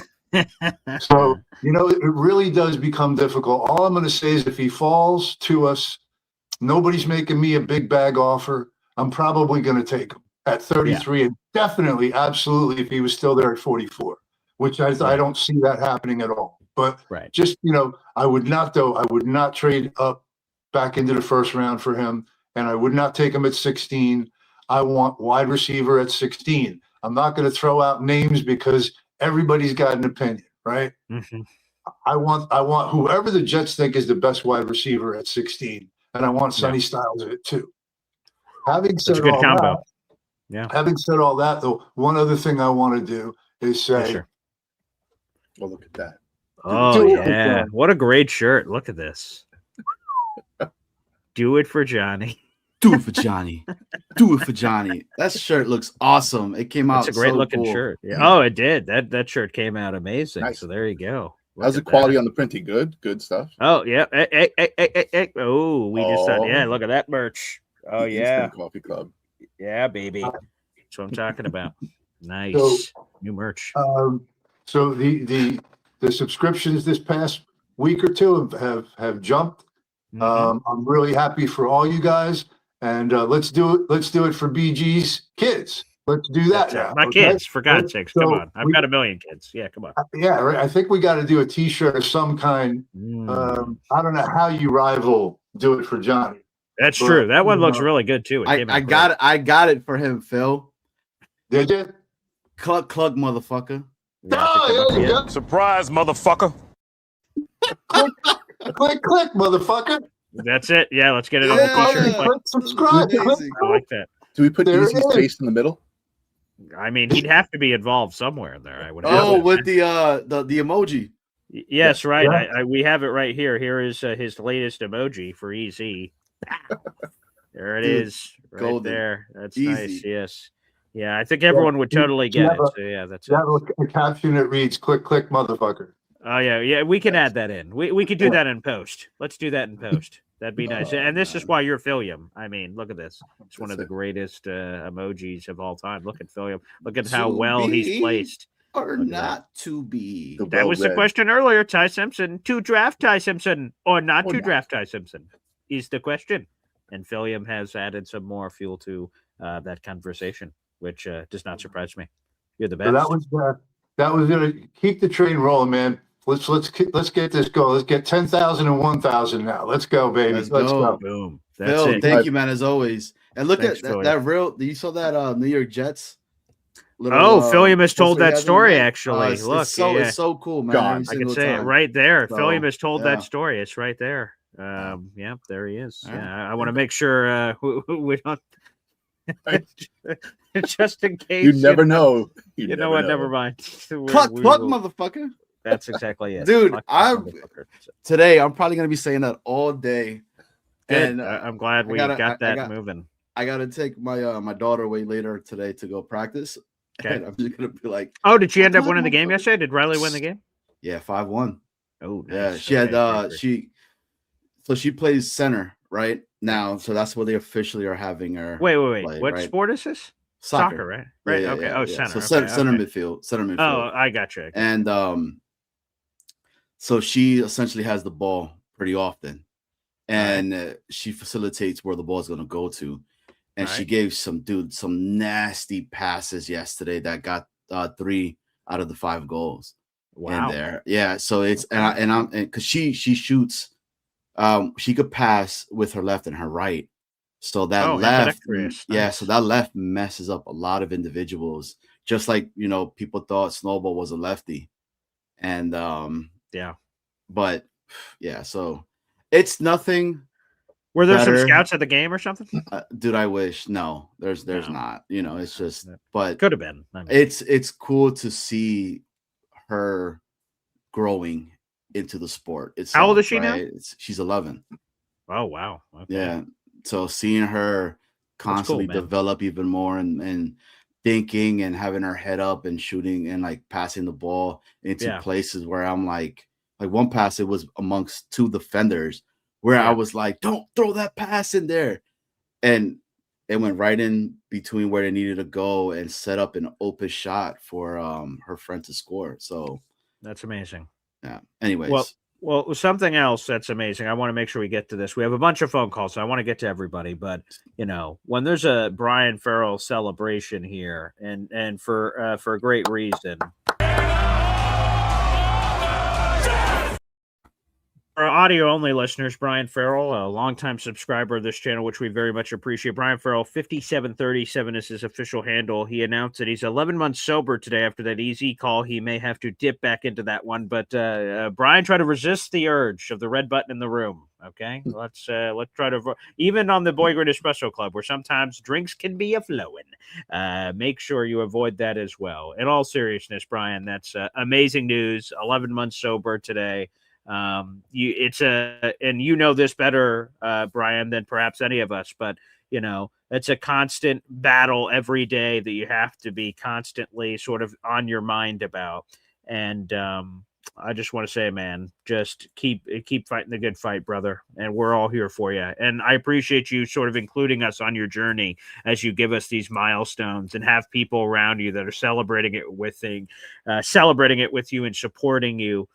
So Brian, old B-Rye, and hopefully we see you at one of the tailgates here in the future. And I'd love to give you a sweet high five or fist bump or whatever your greeting of choice is to person. And we can, have a good time. I am not a drinker much at all. So the tailgate last year, shout out to Woody, we had water Powerades, all kinds of other fun stuff. And again, I'm not a big drinker, so I just was having soda. So we have a lot of those alternative options that are available, which is great. You guys can still have a wonderful time. So cheers to you, Brian. That's awesome news. Awesome news. Hell So that's interesting. Look at that. Brian says, count me in. You'll be at the next tailgate for sure. So guys, Let's for go. anyone that's interested in that tailgate, again, I just got off the phone this week with a correspondent from the Jets. I already put down the deposit for the group, and we'll have more details to come. The schedule comes out in the middle of May, and then very shortly thereafter, me and the Jets are communicating to try to figure out the best game. The good news is I'm on the list. We did our first tailgate last year as this specific group, and you get more perks. Like you get ahead of the line, and we do less waiting, and then it's less requesting and more, yeah, we're picking this game at this time. We have a little bit more control the longer we do it. So it should only continue to grow. So folks, again, save your shekels. That's the advice I could give, because once it opens, here's the price, boom, first 50, first 60, 70, however many it's going to be. So again, jump on it while the getting's good. So save your shekels. It'll be a good time. That is for damn sure. All right, let's go back to the phone lines. Plenty of people waiting here on the show. This is a guy who, by the way, is building up some serious steam. If there was a Boy Green like as Maniac Madness, this guy would be rising up the ranks because he's building a lot of steam, a lot of momentum. There is no Boy Green Madness thing, so sorry, folks. That's Jake's thing. We might have our own thing cooking, which again has been bubbling behind the scenes. It's a different thing, but I think you guys will enjoy it. More on that coming up. But Knowledge the Jedi has been building up some serious steam, baby, racking up these calls. What's up, Knowledge? What up, Knowledge? Hey, what's going on, Boy Green? The way I feel about the Ty Simpson drafting him, I want to pass. I want to pass on him. Like, it doesn't matter if it's first, second round. I want to pass. The only reason why is because of the draft capital we have. Like, I believe we're going to sit and pick. I don't think we're going to draft, like, move up, move back. I don't think we're going to do none of that. I think we're picking best player available at our position. I don't think we're doing any deals like that, especially how he's moving in free agency. We haven't given up nothing but a 6th-round pick. We're valuing draft picks here. We already got some veterans. We're going to get talent right now. So I feel we're going to draft a QB at 103, and maybe everyone thinks we're going to be like the Giants. What if we're like the Cleveland Browns right now, and we draft 2 rookie QBs with the veteran with Geno, and then we see who's going to be the backup next year if we're really betting on we're going to land one of the QBs that are going to come out, because some of these guys could just back out, go back to college. But the Ole Miss, I will just tell you though that I'm not normally a fan of copying whatever the Cleveland Browns are doing, but I'm picking up what you're putting down. No, technically, we're both been historically bad, but right now they have a young quarterback room, and I'm talking about if we do it that way, we are keeping the QB room cheap. So maybe we could pay Bryce. Maybe we could make other moves. What if we could get a veteran receiver? Because now we have open cap space that we can manipulate, because we still want to bank on the fact we got 3 first-round draft picks next year and have to pay the capital for that. You still have to have space. And when it comes to AG, I feel this is a turn year for him. He's a first-time head coach. We're a hardcore fan base. And we're hungry to be in the playoffs already. The last time we were excited was when Bart Scott yelled, "Can't wait." Like, everybody was excited when he said that. Made you proud to be a Jet fan. You know what I'm saying? So it's like, that was during the Rex time. When Rex started failing was when we got rid of the offensive coordinator. That's when Mark Sanchez got exposed. They started throwing with him 38 times a game instead of 25. Like, we historically been a strong defense, power running game, and a play action pass. We just need a game manager to win games. That's always been Jets football. I don't know. Like, I know we, maybe when Namath was here, we were considered a passing team. That was something new to football. Like, we were innovative then. But right now, and like, since I've been a Jet fan, we have always been a stout defense. So we're trying to control the clock. Now with Geno, he's going to throw downfield. He's going to take risks. He's going to be a gunslinger. We got to anticipate there's going to be probably interceptions. And hopefully touchdowns. He might have to use his feet, but he's going to make the throws downfield that Fields was scared to do last year. 100%. So we're going to have improvement there. Now, where we go in the draft, I feel is the best player available. BPA. Simpson is a good potential quarterback for the future, but 15 games is too small of a sample size on a collegiate level. And then to start strong and end soft and not even take you that far in the playoffs, and you see how he reacted in the bigger games against the bigger teams, like that's too much of a risk in the second round. First 2 rounds is a future franchise quarterback. That's who you're picking in the first 2 rounds. This is who's my guy for the next 5, maybe 10 years.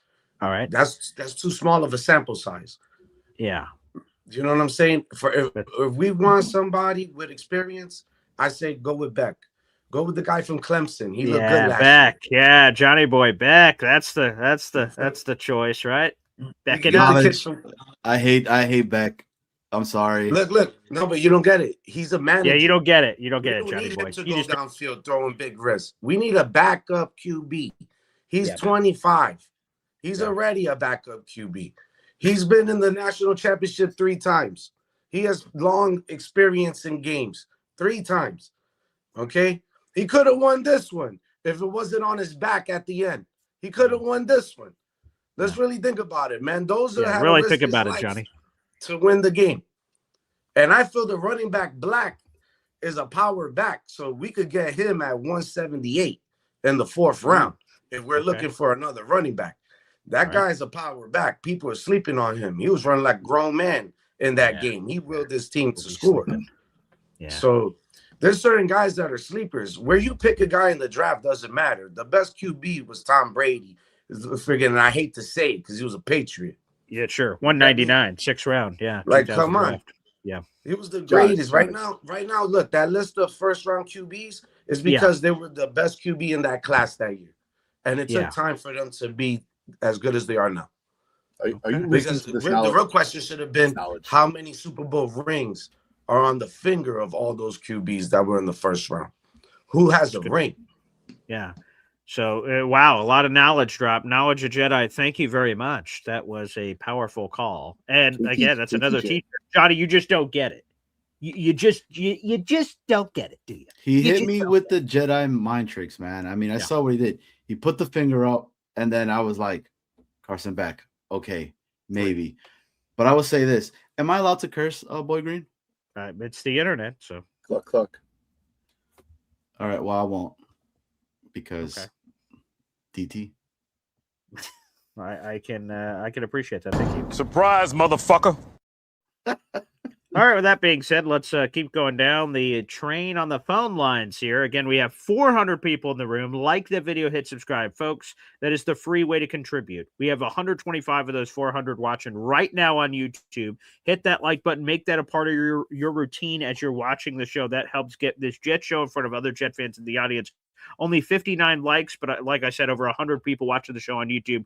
Let's correct that real quick, if we can. Also, if you're not subscribed already, hit that subscribe button. We're at 8,505 subscribers. We're 5 away from 8,510. Again, we're just chipping away, baby. Chip, chip, chip, chip, chip. All right, it's time to go to a very legendary figure. He needs no introduction, but I will give him one anyway. Let's bring him in. It's Lou B, Super Jets fan, baby. Good morning, everyone. Good morning. So usually I make the party. I'm here to break up the AG Truth the party because here's my situation with AG. Obviously, you know, I defend the Jets every day, right or wrong or indifferent I am. Okay. All Jets all the time. Where AG lost me, and the concern is really, really big for me, is last year during the Denver game. So when at the end of the game, when he got nervous or whatever happened and he made those wrong calls and we ended up losing a game that we could have won, what I said to myself is, what happens when it's real pressure, when it's playoff pressure and that crowd feeling is like just exploding on you? What happens if we ever do make it to the big game? I don't want to go through all of this pain and journey. And then when we get there, it's like the kick of shanking it, like what happened with the Ravens this year, right? So that's my big concern with AG. It's not that he's not doing the right thing now. I think he is. But I'm really concerned about it. Knowledge just hit on it. The management, the game management, because if you look at the coaches that win, if you went through that same thing, the coaches that win the big game are the coaches that are excellent. Yeah, they have great defenses, but they have excellent game managers. And that's my big concern. Okay. Lou B, again, we all respect you on this program. There's mountains of respect. Likewise. Aretha Franklin's respect song was very likely written about your respect that people have for you, Lou B, for God's sake. Likewise. But, you know, the game that you brought up was Sunday, October 12th last year. That was the sixth professional game of Aaron Glenn's head coaching career. I'm sure we can point to a lot of these coaches that have made mistakes, and we're like, laser pointer. Oh, boy, can you imagine that in a big game? Yikes. Hopefully, Aaron Glenn learns from I'm not going to lie. Part of my AG truthing contract is I can't lie. I tell no lies. I just tell the truth. It's my burden from the gods above. And that is simply this. I can't just pretend that AG, everything was on everybody else. There was nothing on AG. AG made tons of mistakes, and we're all evident to that in a lot of different ways. I just have to hope. And again, the things that make me feel better about it is the roster construction, the coaching staff being better, that he has learned from whatever the mistakes are, that he made mistakes last year, and now he's not sticking to his guns. He didn't run it back with the same roster. He didn't run it back with the same coaching staff. He made massive changes. Now he's calling plays. I'm hoping that means that he real change will happen. I won't know till we get to September and we're seeing what actually happens in the middle of these games. But I can't lie that those did happen, Luby, in terms of those mistakes. But again, that was week, whatever I said, 5, 6, whatever of last year. You know, hopefully that's not the only thing that we're pointing at here for AG for, bad, Okay, fair enough. And let's look at the other side. Yes. Luby, if the Jets make it in the playoffs, I am happy as anything. All right. I'm just wanting to put that. That means we're on our way. We're on our way. Season. And we made the playoffs. That's all I heard from this whole. We are on our way. We are on our way. Let's go. And let's flip to the other side. Yeah. Our GM is Darth Vader. He's a Lannister for any of you Game of Thrones fans. Yes. He's the father. This guy is unbelievable. And to think that he is not going to go, like the one thing I disagree with Knowledge just now was I don't think we're sticking and picking. I think this guy is going to work up and down that board. I agree with this whole entire time we've been thinking, who are we going to take at 2? I don't think it's 2. I don't think it's 16. I don't think it's 33. With this amount of capital, you have the last year we had pick 7. What are we going to do? We knew who we were taking. It was either Warren or Membo, right? Yeah. This year is not that year. We are trying to rebuild and save this franchise. And this year we're going into it 4 incredible picks. There's no reason to stick and pick. You can move up and down this board like there's no tomorrow. And when you make that first move back, then you can make the next move up. So there would be it doesn't make sense that a GM like this, that we've already seen make incredible moves, to think that he's just going to stick and pick and best player available. He's going to go and get what's on his wish list. He's going to trade up and down the board. We've been looking at 2. I think we need to start thinking about 3, 4, maybe 5 with the Giants, maybe 11 with the Rams. If the Rams are at 11, they could come up for Jeremiah Love. I seen some reports yesterday. Who knows what they could pay, whether it's not just picks, whether it's players. There's other holes that need to be filled. And Muji is going to skill and sun this draft. I am telling you. And we will be together at that draft watching this live. I have total faith in our GM, man. Total faith. Let's go. We're gonna hear Muji, and I agree with you. I think there's going to be a ton of movement around the board. To think that Muji will, the Jets even tweeted about it when they said, "Hey, here are our picks for now." On Twitter, they even know that we're going to be moving all over the place. So I love it. He said it at his press conference, BG. He said we're going to build his team through the draft. He wasn't playing. That guy is not playing at all. No. You guys have a great day. I'm on my way to Vegas. Next time I call, I'll be in Las Vegas. Okay. I'm going to give one more crack at Mendoza down there. We'll see if we could get in the trade. Keep us posted, Lou B. Keep us posted. What happens in Vegas stays in Vegas. BG snowballed, and that's the really like neat thing that's going on in regards to the New York Jets organization right now. Is first off, there's no leaks that are really coming out. We have no idea what move they're going to do or where they can move or how they're going to move, which is amazing. Yeah, you know, so yeah, I could see them moving down and getting more, and they keep building through the draft that way. Yeah.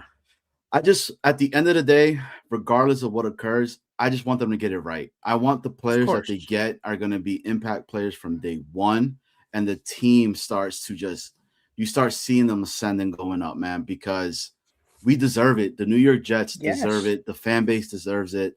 Yes. And dude, he said playoffs, bro. I'm like, if playoffs, like, let's go, man. I always do this, bro. Playoffs? Are you talking about the playoffs? Yeah. Just when I'm out, they bring me back in. I mean, listen, it does. It does feel like that. The White House thing on Netflix. Again, we should get like Boy Green sponsor Netflix. Yeah. Great. If you listen to what Brandon Marshall said, right? He said to Geno Smith, "You make the playoffs in New York, you own the world. Like you 100%. Own the world." And Michael Irvin was. I can't tell you how many times Michael Irvin dapped up Geno Smith during that interview. It seemed like just have a counter. Okay. I'm going to start. Yeah, right. I'm just going to have a little towel every time I say it go. Right. Just click, click, click, click. It's daps galore. Okay, good. I have no problems with daps. No problem with daps at all. Just when I thought I was out, they pull me back in. Two things here, by the way. I see Indy Jet saying, let's get 100 plus at the tailgate this year. That'd be awesome. We had 70-ish just at the tailgate, and then we had right around 60 for tickets. Again, folks, more details to come. We'll have a combo platter where, literally and figuratively, where food will be catered and available for the tailgate, and there will be a game package, so you can get the whole thing together, and that's going to be the best deal for all you guys. And again, the cool thing about buying in a group ticket is you don't have to pay the ticket fees and the taxes. It's just a flat rate, which makes it cheaper for you guys out in the audience. So again, more details on that to come. 100 plus would be great. I see we got a super chat in here from Paige from Harlem, a new user here in terms of operating on the super chats, and this is what I wanted to highlight. Wow. Let's go Knicks. Thank you, Paige from Harlem, and sure, let's go next. Aaron Glenn was a rookie. God damn, can he learn? That's the thing. Like, again, I love Lou B, but like we're highlighting again. Let me check it because I have the schedule in front of me here. Whoa, Sunday, October 12th, a little questionable. What's he going to do in the Super Bowl? I hope not make that mistake from his rookie year, week 5. I don't fucking know. Like, come on, man. Like, I get it. Aaron Glenn has made a lot of mistakes. And Laser Pointer Luby could have pointed at something else. There was a ton of mistakes that were made last year. The Hail Mary thing in back-to-back weeks is hard for an Aaron Glenn defender and truther to defend. It's hard to explain how one week he did it and then said, I don't know. And then Monday, shit, I shouldn't have done that. Then the next week do the same exact thing. Geez, like that's ridiculous and stupid. He's made a lot of mistakes. But to me, it's that very key point. I have a lot of books behind me. A lot of books. I love a lot of these books. All kinds of books. Q Factor, Namath, Parcells, Phil Jackson, Figure It Out, Brady Manning, Ronda Rousey. There's a lot of really cool books back there. And I pride myself on my very nice book collection. I'll tell you one of the books I don't have back there, How to Be a Fucking NFL Head Coach. Okay? There's no guidebook. You're just sort of thrown out there. Now, again, you can learn as much as you can. Aaron Glenn had a front row seat, best seat in the house to Dan Campbell, being a know-nothing head coach that had a few interim opportunities, but now finally gets his shot in Detroit. It goes horrifically wrong, and then he turns it around, and Aaron Glenn had a front row seat to how that worked. But every case is different. That was a different city, a different team, different uniforms, different players, all kinds of things. And Aaron Glenn even got opportunities. Dan Campbell said, or Darren Campbell and Aaron Glenn said this, that Aaron Glenn just got opportunities. Hey, run the team today. Run the practice as if you were the head coach. Organize the meetings as if you were the head coach. He gave him more opportunities than it sounds like other head coaches give to their assistants. So Aaron Glenn got as much experience as he could have not being a first-time head coach. And yes, he made mistakes, but every rookie head coach in history has made mistakes. Now, some of them learn from their decisions, they launch it to another level, and some of them can't. That what last year was is what last year was. I don't have a crystal ball. I have no idea what Aaron Glenn's going to be, but I am just hoping and praying to the Lords above that he learned. And again, the indicators to me that he learned is how he handled his coaching staff. Now, a lot of people giving him shit for firing all the people, but those same people would have given him shit if he ran it back and had the same unit. What a stubborn bastard. He didn't change. Oh, wow. God, he's fired all the people he just hired. What an idiot. Oh, man, he has no belief. No matter what, it's a lose-lose for decisions Aaron Glenn would have made this offseason. If he went one way, like, again, I talked about this on a YouTube short yesterday with it was the Boy Green Daily show yesterday. Michael Fabiano, former NFL Network guy, said, shitty free agency from the Jets, basically. Like, they sucked. They didn't improve anywhere because they didn't have the sizzle splashes. But if they had the sizzle splashes, people are like, classic Jets, overpaying for these top of the line guys. What do you think building through free agency can bring into the Super Bowl? Losers. Okay. And he does the opposite. He just signs a lot of meat and potatoes volume guys. Not going to try to improve your team. No one wants to come there. You suck. So it just seems like no matter what, someone has a negative thing to deliver here to the Jets. And yes, Paige from Harlem, $2 super chat, perhaps one of the best $2 super chat uses on this Boy Green Daily friggin' channel. Like, I think he can learn, and I want to see him learn. Long story short. Yeah. Oh, by the way, today, Dunkin' Donuts, go to Dunkin' Donuts, make a purchase, and you get a New York Knicks tote bag. Oh, very nice. There you go. Paige from Harlem. Make sure you jump on that. BG, like it goes to the narrative, I think last week that we were talking about the whole beef amongst Aaron Glenn and Muji, and that they're having, turmoil between each other. They're hate each other, and I am the captain now. This is my boat, and blah blah blah. And I just don't see that, man. Like, I think they're moving together. I think they're trying. I mean, the fact of the matter is, Glenn and Muji last year were 3-14. Yes. So you can't say, fucking just Glenn and not. Now, have they made good moves together? Yes, they have. Give them time. Let them keep building. I mean, again, we had undrafted freaking players that were starters for us. Michael Clemens was a starter for us. Like, think about that. We all thought that Justin Fields was going to be something, and Justin Fields was in his closet. He was in his closet. He was trapped in his closet. Like, I really thought that, Justin Fields was going to be something. I thought they were going to use it. But the fact of the matter is that Tanner was not good. I didn't think Tanner was good. I think people overrate Tanner Engstrand so much. Oh my God, did you just let Tanner Engstrand go? All the analytical nerds in the back of the room. If you look at the separation A dot up my bum, he had this. I'm like, come on, dude. Like, Steve Wilkes was bad. Like, just but that's who Aaron Glenn brought in, right? That was his guy. He specifically wanted him. Yo, look, he manned up. He said, dude, I effed up. Okay. Yeah. I gave it a shot. It didn't work, but you know what? I'm gonna fix it right now. Yeah. I fix it. Go ahead, get it right. But I will say this. Okay. I will say this. He has the whole team, the whole organization, because I'm not just saying Muji, I'm not just saying Glenn. They have to do a lot better this year. You have to see it. You have to see it, right? Like, this individual is bringing all these guys in. Because if I'm being honest, a lot of the free agency pickups, to me, they're Glenn guys, right? Of course. Like, David Onyemata, Demario Davis. Yes. Glenn, every free agent that they picked up said Glenn. Glenn was the guy when I talked to him, and it was Glenn or Johnny Boy every time was the reason, or Johnny Balls. It was one or the other. It was Glenn or Johnny Balls. It just sort of tousled between the two. Yeah. So give it some time, man. Let it go. Let it go. Nice. This is Sunday. Slow-mo. Right. All right. Well, let's go to one of your favorite people, Johnny Balls, and it is Chef Kevin Gilbert has now entered the Cloverleaf Tavern Octagon here. What's up, y'all? Oh, look at that Easter! Wait! Look at that Easter brunch menu going on back there.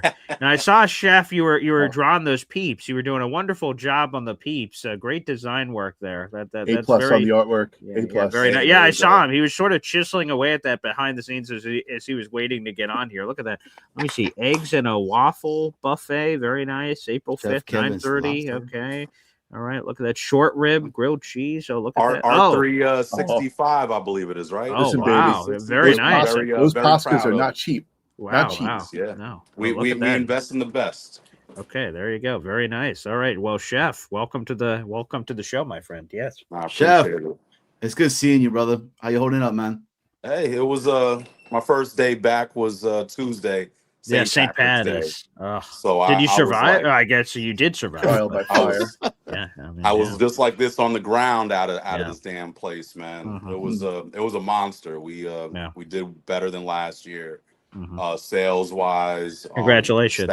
Staff was amazing. Guests were incredible. The food quality was superior to none. Everybody came to pack this place out. It was a time. Oh, I said this on Jake's show. Eric Smith, free safety from the Jets, when he was with Leonard, he was here. It was his birthday. Eric Smith? Oh, I love Eric Smith. Oh, let me see. How old is Eric Let me tell you something. He's a frequent patron here. Really? He comes.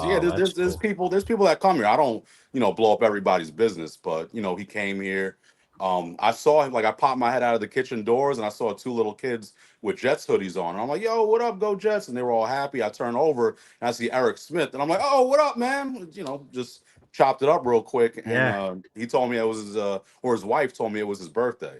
So his birthday's on St. Patrick's Day. So he came here. He has all, he was wearing a Cloverleaf hoodie and all that.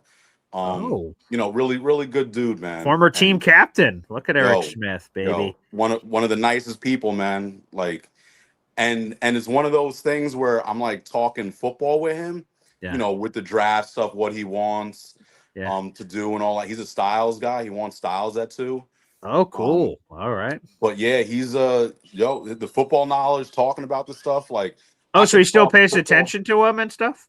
With the Jet, yeah. So I mean, you guys would be happy to hear that he was a Fields believer, I'll say, before the season started. Oh, he was really high on him before the season started. I was kind of like, I don't really know, but we'll see.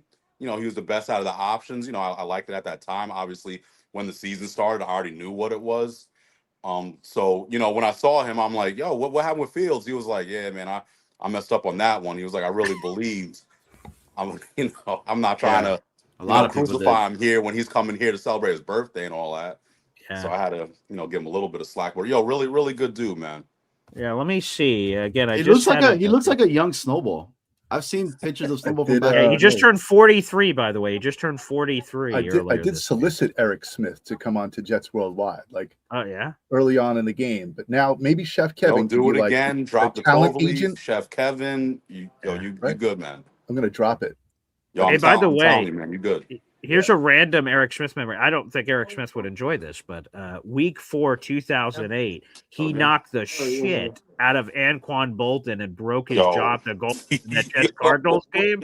I just rewatched the play because that's my first memory, not my first memory, just the most notable memory. If someone said, "Hey, Eric Smith," that's the first play I think of. That's where Brett Favre had 6 touchdown passes against the Cardinals, and oh my bleeping god, Anquan was set to catch his touchdown right at the goal line. Kurt Warner threw it across the middle, and Eric Smith fucking blew through him. And Anquan Bolden's limp body, it was very scary, goes crashing down to the surface. He's sort of not moving for a while, but yeah, Eric Smith shattered his jaw at the goal line.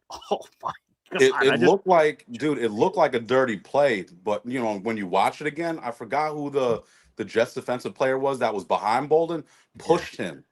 And that made Bolden go down, and because he went down, that's why Eric hit him the way he did, and Eric went lights out too, on that one.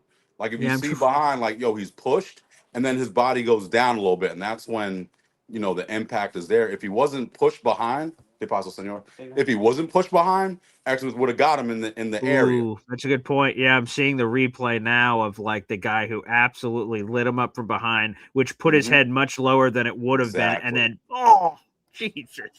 I mean, that is nasty. But That one of is my nasty favorite, 70 years later. Eric, he got two like really great memories. It was against the Patriots where he had a blocked. It was a punt, and I think it was Smith took it for a touchdown, and then he had a crazy hit on Wes Welker where Wes Welker's helmet went into pieces. Oh yeah, where it shattered. Oh yeah, and then you saw the Patriot logo obliterate. Like that's when hitting was happening, folks. That's it. Word, man. That's oh my goodness. So here is again. I'm not going to show the video because the video is too grotesque. You guys can go give you can see it, but all I will give you guys is this screenshot. This is the hit.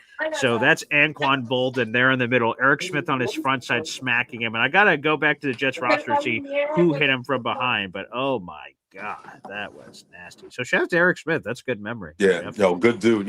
Jets Worldwide. Definitely reach out to him, man. He's a talkative dude. He'll talk shop. It was almost to the point where like I look over, I see his wife kind of like, I want some me time, with the family. So, I did the little hey guy, moon walked up out of there. But smart, really good people. So let me get right to it if y'all don't mind, man. I know y'all got some other callers and whatnot. Just want, shout outs. BG, man, keep doing what you're doing, man. Jets Worldwide. They doing what they're doing. Congrats, man, on that milestone. Y'all doing your thing. Keep it up. Shout out #1 Austrian Jets fan, Indy Jets. Johnny Boy. Keep fighting them, man. Help as well. Keep it going. And then Brian, that boy Brian. Congrats, man, on 11 months.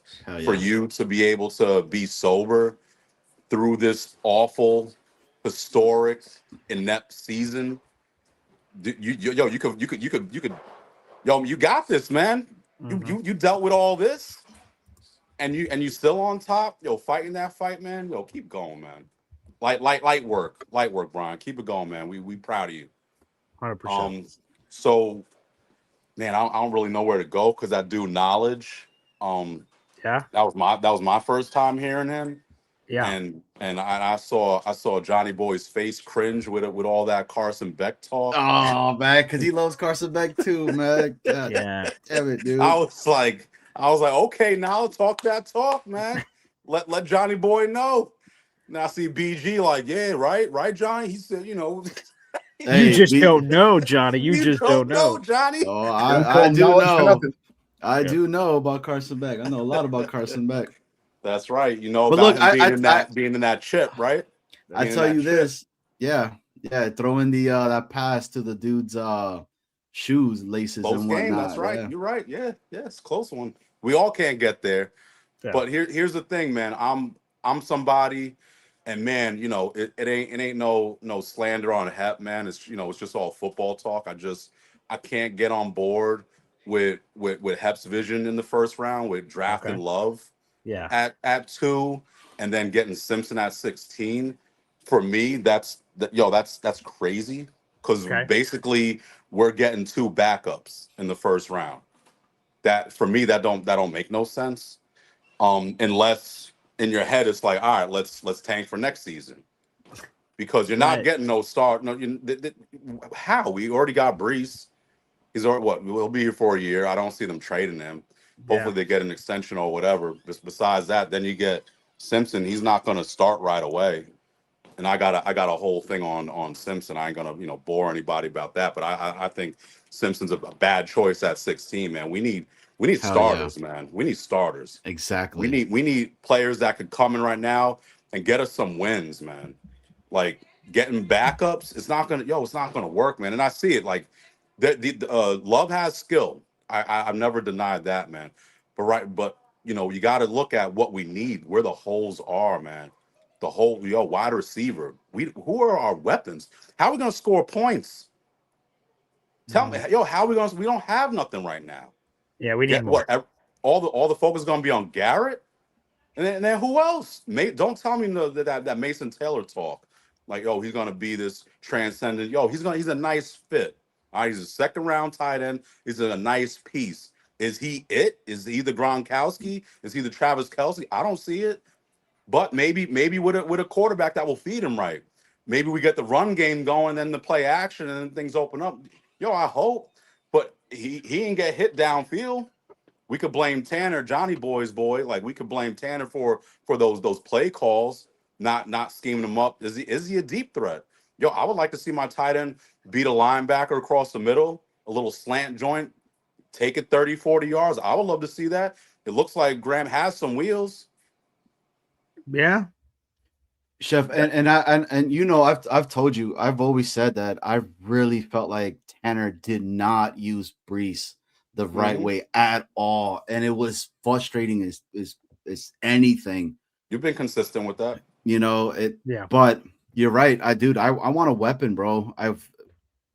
We need a weapon. You know, I was team offense forever and a day. I just don't see him going that route anymore. You know, at 16, if Sadiq is there and he drops, I'm doing that, man. I would love Sadiq, Mason Taylor, Sadiq together. Don't think of Sadiq as just a tight end.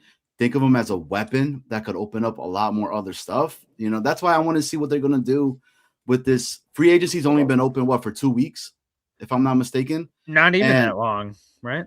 Yeah, exactly. So, dude, Jennings is still out there. I know a lot of people are out on Jennings. I'm not. Look, if they could do something with him, and I would take him. I would have put him in there, and I think, you know, it kind of makes the wide receiving room look a lot better. He's got to bring his price tag down. But yeah, Chef, that's for me, 100%. Price tag just got to boom, boom, boom, boom, boom. But if that's sure, yeah, for the right price, everybody's got a price. But yeah, Juwan's price a little too high from what I hear. $20 million per year, yeah, that's gonna be a no for me, dog. 100%. And Chef, like I've been saying it. After Garrett Wilson in the wide receiving room, everything's a question mark. I think AD Mitchell is going to step up and be a lot better. I like AD Mitchell a lot, but it's still a question mark, bro. Sure. You know, then it's like you always like to give me crap about Arian Smith.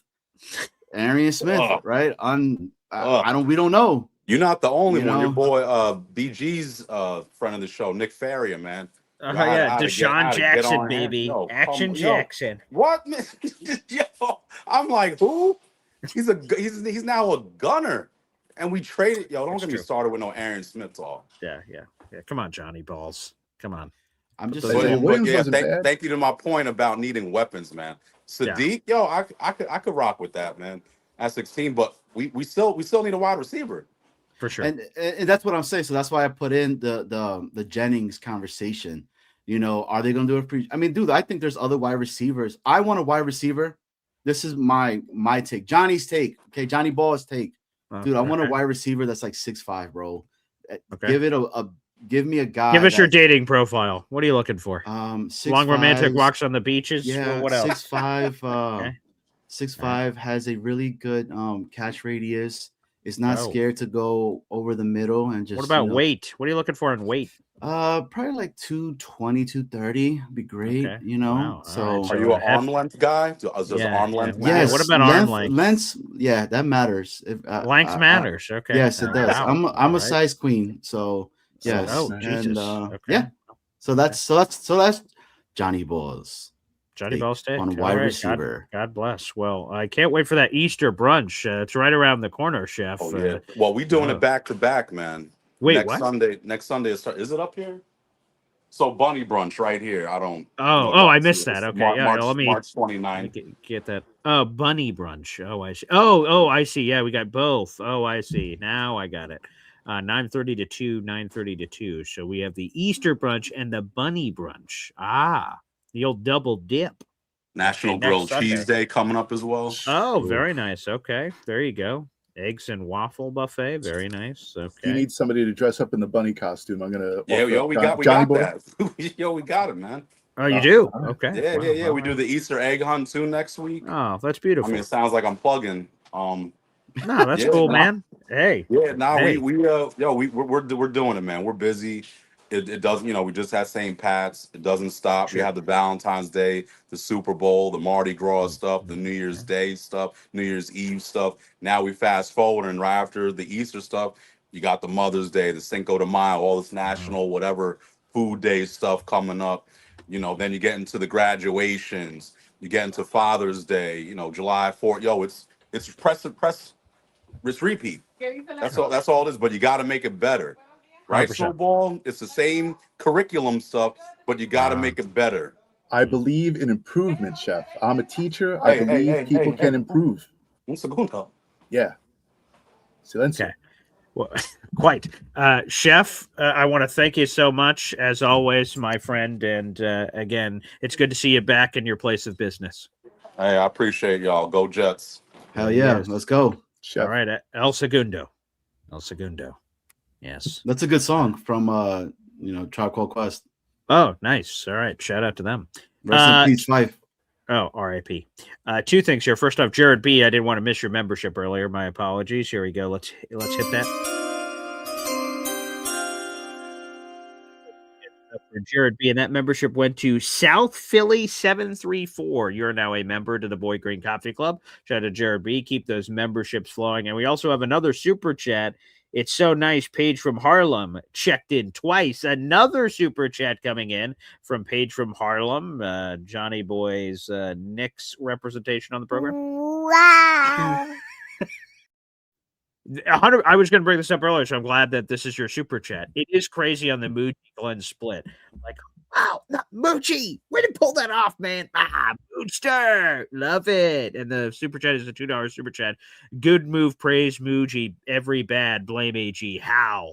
Exclamation. It is crazy that, like, nice. Even though AG has final say over all roster decisions, so AG has something to do with every move that the Jets do. But okay, yeah, Mooj, cooking with the trades. AG, God, you're just ugly. Why are you even here? Get out. Like, it just everything, every bad thing, even when it's not his fault. Like, right, they go to the Jets cafeteria, they get bad eggs. Fucking AG. Yeah, it's crazy. It's crazy. But again, I understand this key piece of the puzzle, whether it's AG truthers or AG haters. There's a key piece of the puzzle. Win. Win is the secret antidote, the not so secret antidote that cures everything.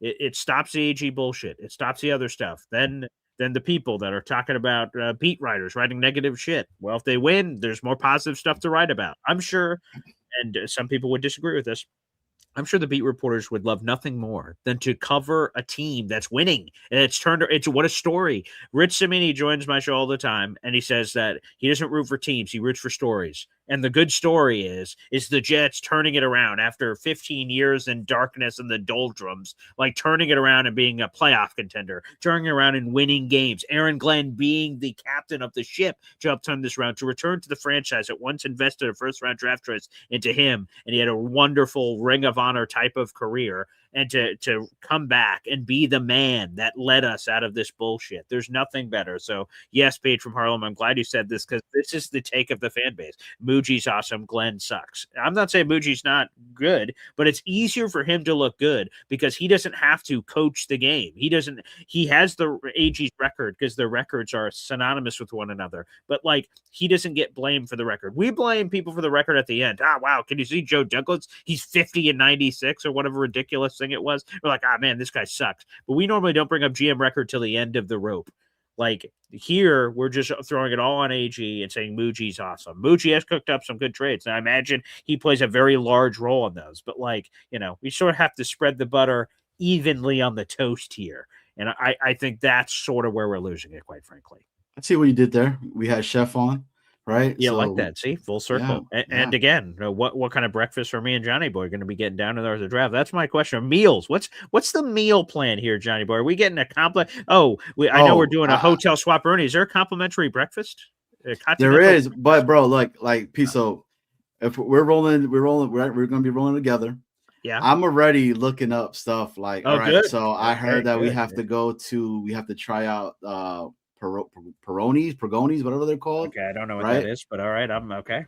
We gotta go to Beto's Pizza. So they have a pizza. That's a pizza that they have that they cook the the actual dough and the sauce, right? And then they put the topping cold on top of it, and supposedly it's like really good. That sounds disgusting, but okay, I'm willing to. Nah, dude, it's like But here's the thing I will say. I love that you're planning all this because, like, you might as well when you're, when in Rome, that I'm not in Pittsburgh ever. So, like, we might as well try the local delicacies and we should be trying that food and having fun. So, okay, great. Keep planning it out, Johnny boy. I think the Paremini brothers or whatever they're called. Oh, the two sandwich places across the street or something. Yep. So the sandwich spots that we got to take. All right. And you have to go to the Namath House. Yes, and so there is a name. Is it like a museum type thing, or is it just someone's random house that we're just going to be like? It's like a plaque in front of the house. Oh, where I don't know. Lived in Beaver Falls. Okay. Oh, yes, that I heard. Yeah, Johnny boy called me and told me about that. So we gotta check out the local beavers. Okay, sure. As long as it's not breakfast in bed, I don't care. It's fine.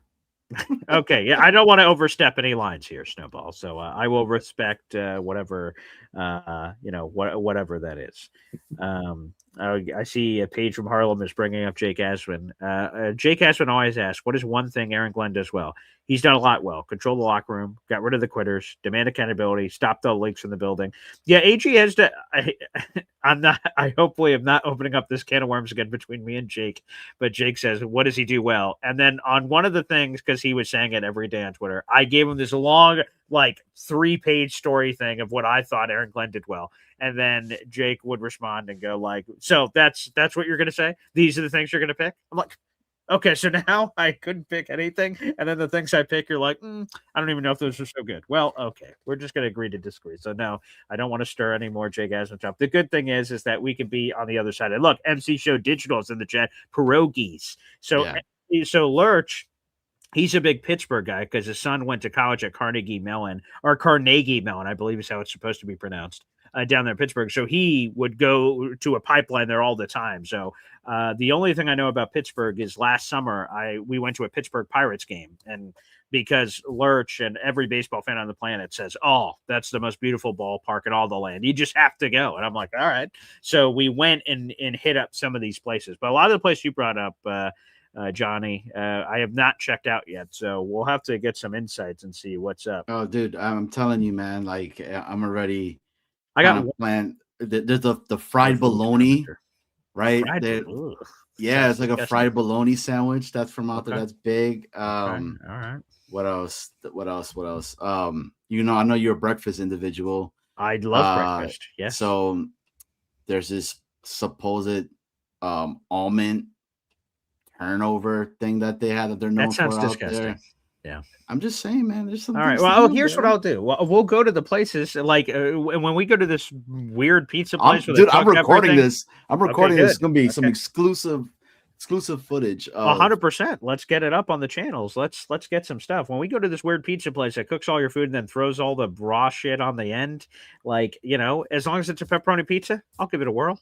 I'll try. That's what it is. So they'll do they'll do like mozzarella on top, and then they'll put the cold cuts of the pepperoni. But I guess because it's so hot, right? The actual dough and sauce itself, when they put it on, that it kind of like infuses a little bit, so it's not all the way raw.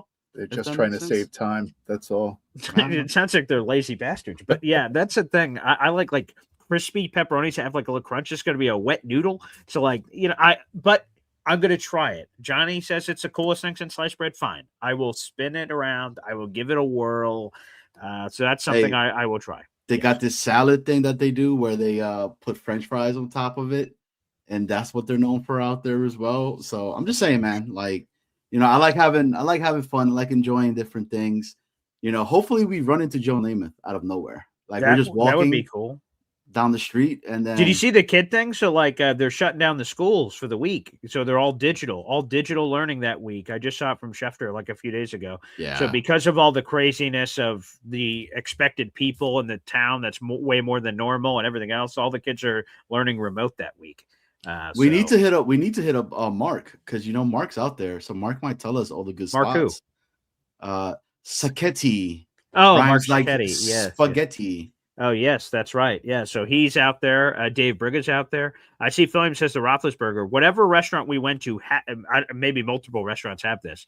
One of the places we went to when we went last summer to Pittsburgh, they had it on the wall. This like challenge. Some places have like food challenges. The Roethlisberger was one of these food challenges. So I don't know. I don't even remember what the challenge was, but that was pretty intense. So we'll see. Pamela's Diner. That's I love what diners. That's a lot of people keep telling me. It's called Pamela's Diner. Okay, it's a spot that's been there forever and a day. Well, keep doing your homework, Johnny. Keep doing your homework. I can't wait to try a bunch of these different places. We have another phone call here. If you're gonna do a pierogi, yeah, mushroom and sauerkraut. Yeah, double disgusting. I know. I listen. Gross. You say no, you will say yes. I don't think so. Philly Noodles, by the way, joins us here. Professor Philly Doodles. Oh, his biggest fan. Okay. Yeah. Give us some. Oh, I like the hat. Let me see. Wait. Where's the hat? Ooh, oh, look at the script lettering. It's I think he class. wore I got that something at better for you. I believe he wore that at the tailgate too, if I remember correctly. And I got something better for you guys. Okay. Listen, Uh-oh. I've been a proponent of Mooj since they hired him. I've been saying he's gonna cook. It's been my thing. Listen, sure. Okay. I know everything could fall on AG's shoulders. It is what it is, and I'm not saying he's not doing things. He's done some things, but Muji as a rookie, the contracts being given out. That's Aaron Glenn doesn't come in and go, man, you better give him a good deal. But you know what? Save on the cap the next year because I got to go make sure we get an interception. No, that that's doesn't true. happen. No, I agree. Stop. Right, not to that level. And that's right. Yes. And a lot of those proponents, it's him, and it's his 14 years sitting with the Broncos, which historically has been a great franchise, but over the few years they've had issues. But he was there for Peyton Manning. He was there for, Sean Payton, so Brock Osweiler. He was there for good and bad. A bunch of crap and good stuff. That's right. So I just want to say one thing. In Muji we trust. Look at that. Okay. Whoa.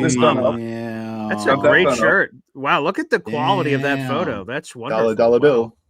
Wow. Where'd you find this shirt? I got that made up exclusively for myself. Oh, yeah. Okay. Do you have more? Are you going to ship one over? No, just the one. I mean, I don't know. I would have one to of one. Oh, I heard about these card things. People sign them, and they're one of one things. There's something to these. All right, Philly. Well, send one over, man. It's very nice. I'll take an extra large. Yeah, man. Yeah, send that. Looks like one of like we're electing someone or something. It does. It's very presidential. There is something. There is a flavor to that to it. Sure. I think he's going to continue cooking. I think we should be in for some good stuff this offseason. Does it equal wins? I don't know. But the magician, Joe Grana says the magician should be. Oh, I like that. The magician. Okay, we might get that on the next Philly Noodles T-shirt. We like saying the Mugini. Mugini. I haven't heard of that one. That one's funny. I like that one. You got to rub one out, and you make sure wish come true. Oh, righty. That would be a way to do it. Okay. Emoji we trust. I'll keep it PG for now. Right? Yeah, that's probably for the best. That's probably a universal message that can be placed on a T-shirt safely. Yeah. I'm talking about a magic freaking genie lamp. What a great shirt, though. That is phenomenal. Great printing quality there too. It looks very high def. It's not bad. But I'm with Eric Smith. I mean, shout out to Chef with that crazy hook up there. Nice flex there, too. He just sort of name dropped it in. I'm like, wait a second. Eric Smith, the longtime Jets safety special teamer extraordinary? Yeah, Eric Smith. We're buddies. We were talking about things. I'm like, oh, wow. Okay. Wild, dude. Yeah. Sony Styles are too still to me. I mean, I know Reese can – listen, if you could tell me they're definitely going to use Reese as best as possible in the first season and, because – at 2, you almost expect near immediate, imprint on the team if it's defense. Offense, like the first round QB, top of the round, he may not be great first season. That's fine. You can accept that. You may not even start him right away. But a defensive player, you're expecting to start doing something, have some good flashes, So, I mean, I feel like Sony Styles could be too tight in the room if you got Sherwood there still, right? And you got to figure out where you're going to put him. But he can still be sent in blitz packages like Reese. I feel like that's not like, a crazy thing to say. But if they go Reese, I mean, it is what it is. 16, Kenyon Sadiq, Johnny. I mean, offense, right? You got to cook something up. Somebody's got to get open. The guy's like Pitts 2.0. That doesn't make me happy when you say Pitts 2.0, though. Hey man, he was an All-Pro last season. Put some friggin' and respect on his name. His first bum. season was good. Yeah, his come second on, season man. wasn't good. And his most recent season was good. He was an All-Pro. Like, come on, man. I want respect, look, dude, I you want to animal. see him and Mason Taylor just like going off, bro, and just and then making it easier for I wonder if they would do Wilson. that. Like, because this is the thing we're talking about. Like, we're dabbling. Ooh, Mixie's 2 tight ends. Would they see it that way? Would they do like that's what I'm curious because like that. We're gonna film our reactions as when we're live there at the draft of those picks, and we're hanging out with other Jet fans. And if the camera's on me and they say Kenyon Sadiq, I'm gonna be intrigued but surprised. I'm like, what the fuck? I'm like, Kenyon, holy shit, they took Kenyon Sadiq. We'll have to before the draft get because Philly's here with the marker board. If we drew a circle and I said, okay, what are the most likely things that are happening? All right, 20% this, 30% this, 10% that. Like, we did a pie chart, and you told me Kenyon Sadiq. I'm like 3%. Like, I don't like. It's not. If I haven't thought about it at all till just now of thinking of doing a pie chart, but like it would have to be such a sliver. Not impossible, obviously. Possible, but a sliver like that's not high on my thing of what I think is going to happen. So yeah, that would be a big surprise. Hey, Snowball, you going to the draft? Yeah, my living room. Yeah, he's bailing. He's got priorities, family, work, and things of that nature. So unfortunately, he can't go. But the good news is he left an empty bed. So whoop, boy, Green's jumping on in. Hey man, me and Indy had talked about it in the past. We were thinking about it. Obviously, with circumstances, I honestly got the free ticket, so I've had the free ticket since they dropped from NFL. I told Lucy about it. Just do it, bro. Well, no, I hitched my wagon when I went to go to BG's game as a thing where I'm definitely doing it. Now my fiance has a possibility of going upstate around that same weekend, so I'm like, oh no, because the fact that everybody's going to be there, you're going to be there, Johnny's going to be there, like, so the Asheville community is going to be there. I'm like, Jesus, you got to be kidding me, because I thought it was maybe some people were going. Yo, I mean, bring the wifey, dude. Come through, be like, yo, I got this romantic getaway. Okay. Our best in the rolling hills of Pittsburgh. Yeah, that should definitely work like a charm. Burgers. The steel town, Yeah, the steel town, you know what I mean? But I mean, listen, what it's known for. Yeah, her homegirl, her best friend is like, I think you should come up here this weekend. I'm like, why did it have to coexist the same weekend as the damn draft? Right. What are we doing? Billy, that's when you could be like, what? You're choosing your best friend over having a romantic getaway with me to there you go. That's it. See who the New York Jets are going to get. It's like what's that? There's that movie where like that couple met. Yeah, there it is. I watch all them joints with my wife, man. So no, I think my fiance had enough. Hey, she had enough of the Jets chants and rants and. Dude, look, man, she'll meet other individuals that are females out there, and then they're like, "Oh yeah, we love the Jets," and then she'll talk really like big about you and be like, "Oh man, Philly's like just amazing," and diehard Jet fan. He's also a doctor, Professor Dr. Doodles, you know what I'm saying? Listen, I'll tell you this. I should just go even to the trip to New York with her because for some god-awful reason, their first daughter, her friend's first daughter was becoming a Jets fan, like little by little. And who's your favorite team? Randomly asked. Oh, the Jets. Then circa this past fall, fast forward, someone got her a Bills shirt. And I see the photo on Facebook, and I couldn't help myself. I hopped in there and said, what is this crap, bro? Your daughter was a Jets fan at the age of 4. Now she's a Bills fan. I said, we got problems. So now she's going to enemy territory. Now we got real. You know what I mean? Now we got 100%. That sounds like legitimate beef. So okay, so it's still so Philly, it's TBD, but we'll see. Yeah, TBD. Again, in the Mooj we trust, Moogini, the magician. Very nice. Yeah, great shirt. Great. Look at that. Look at his chin. Right, the chin to nose ratio. It is very nice. It's very stoic. Very stoic. Can I ask this question? Can you envision him hoisting a Lombardi trophy? I can. Yes. Oh, 1,000%. Absolutely. Right. He's like holding it now. Whether or not it's for the Jets is another story. But yeah. Right. As we've seen this offseason, that's a good point. Well, Philly, thanks, brother, and cheers. All right, Hopefully we see you there, Philly. Thank you. Which, by the way, is a good reminder, Johnny boy. We got to make sure we do that. I was just Googling that. So while tickets to the NFL draft are free, you have to register for free entry using their special NFL stuff. We'll talk about it off air, but we got to make sure we get our P's and Q's. It's mandatory. I already did. Yeah. The all right. You're on. You got to do the one pass. Yes. Yep. So it's yeah. Let me send. There we go. Those two guys doubted you. I should have never doubted you. Yeah. Okay, cool. So that's all squared away. Wow. That's all Lou B. Like Lou B was like, he hit me with the itinerary. You gotta do bam, bam, bam, bam. And I was like, bam, bam, bam, bam, back. And then bam. Yeah. Here we are. All right.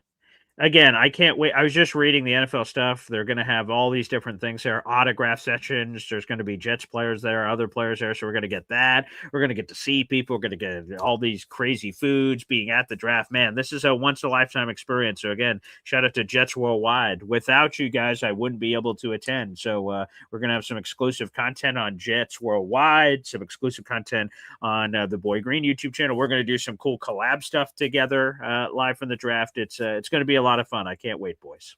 Dude, me too, bro. I'm like, I've never done it, right? I've never been to a draft. I've never seen something. And then to have 2 picks in the first round and then 2 picks in the second. And there's a big possibility that we're gonna, while we're there, and then like the New York Jets just traded back. And or trade for some player. What if they trade for like Brian Thomas Jr. or something? Draft weekend, we're like, holy shit, they just got Brian Thomas Jr. or whatever's going to happen. I mean, like, oh my goodness, it's we're trading for the end of the first to take Ty Simpson. Oh my god, could you imagine? We're just like sort of chilling, like, oh wow, man, we got Arvell Reese and Makai Lemon, whatever, at 2-16. All the night's over, and then we hear the da da da da da. The Jets have traded back into the first round. We're like, oh my god. Whatever it is, like I'm gonna lose my friggin' bananas about it. So let me ask you this to both of you guys: who's the player you guys see dropping? Just falling in the draft? Yeah, and then we're there, and you're like, it's a no-brainer. Okay, so I don't know if it's a no-brainer, but if this guy starts to fall, and Muji just goes like, this wasn't on the bingo card, but a unique opportunity presents itself, move around the board.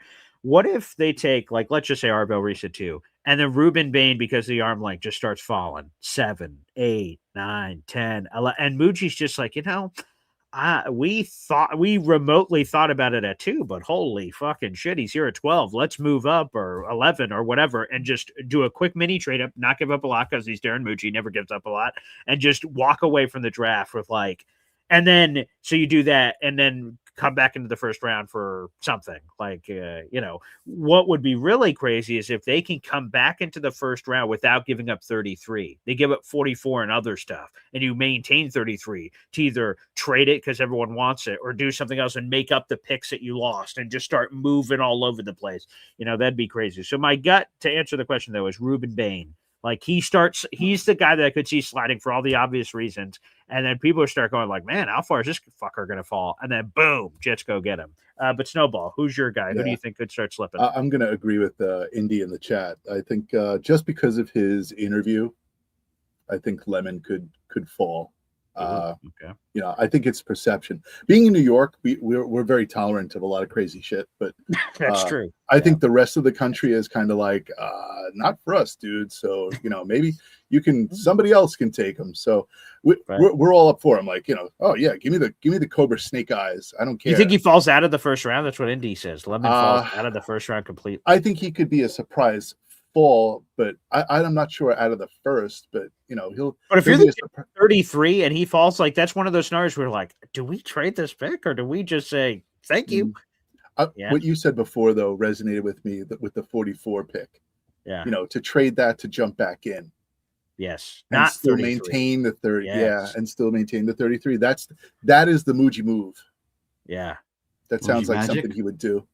And that's what I'm saying. And then again, so let's say he gave up an exorbitant price. So if you give up 44 and a second next year or something like pretty aggressive to get back from 44 to get into the 20s, like the late 20s, that's going to be costly. So let's call it 44 and then you're 2 next year and then you're at 33. And then someone says, oh, I'll move up to 33, give you a first next year or a second next year or something, whatever it is. Like you make up the ground by your movement and you get everything, you get your cake and eat it too. So again, that's totally possible. Could be in the universe. So, okay. That's 40 chess. And what was your Jai Boy, to answer your own question before we sign off here? What's who do you think is going to slip and slide, dude? So I'm going to give you one real quick first. Okay. Well, imagine if Mendoza the Raiders do the Raiders, and they're like, we want Reese because we have no idea what's going on with Max Crosby.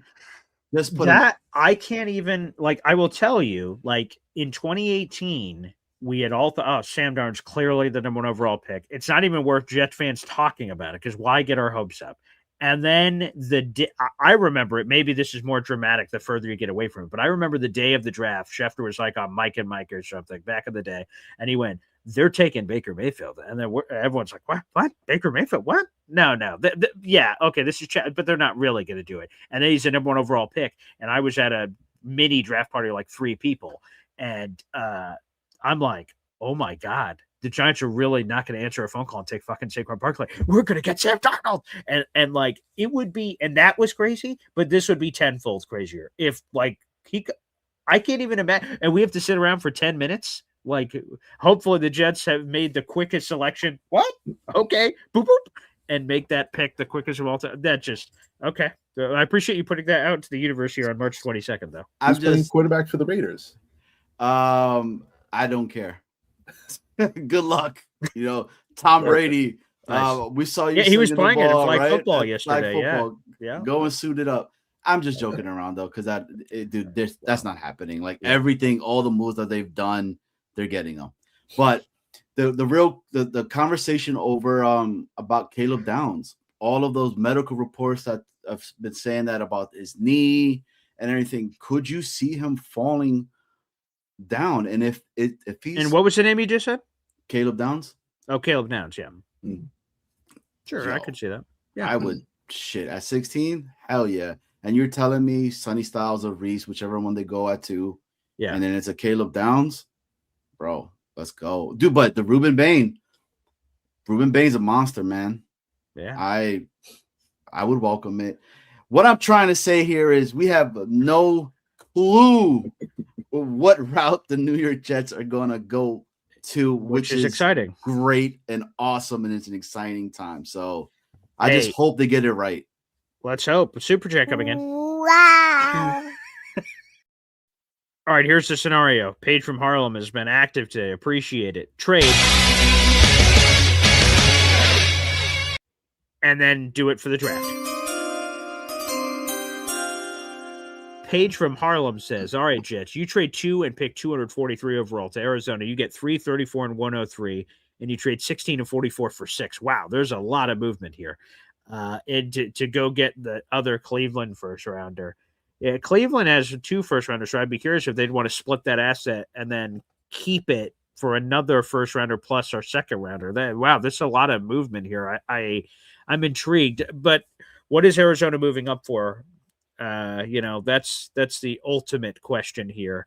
From 3 to 2, and then for what? Love, a defender. What is it?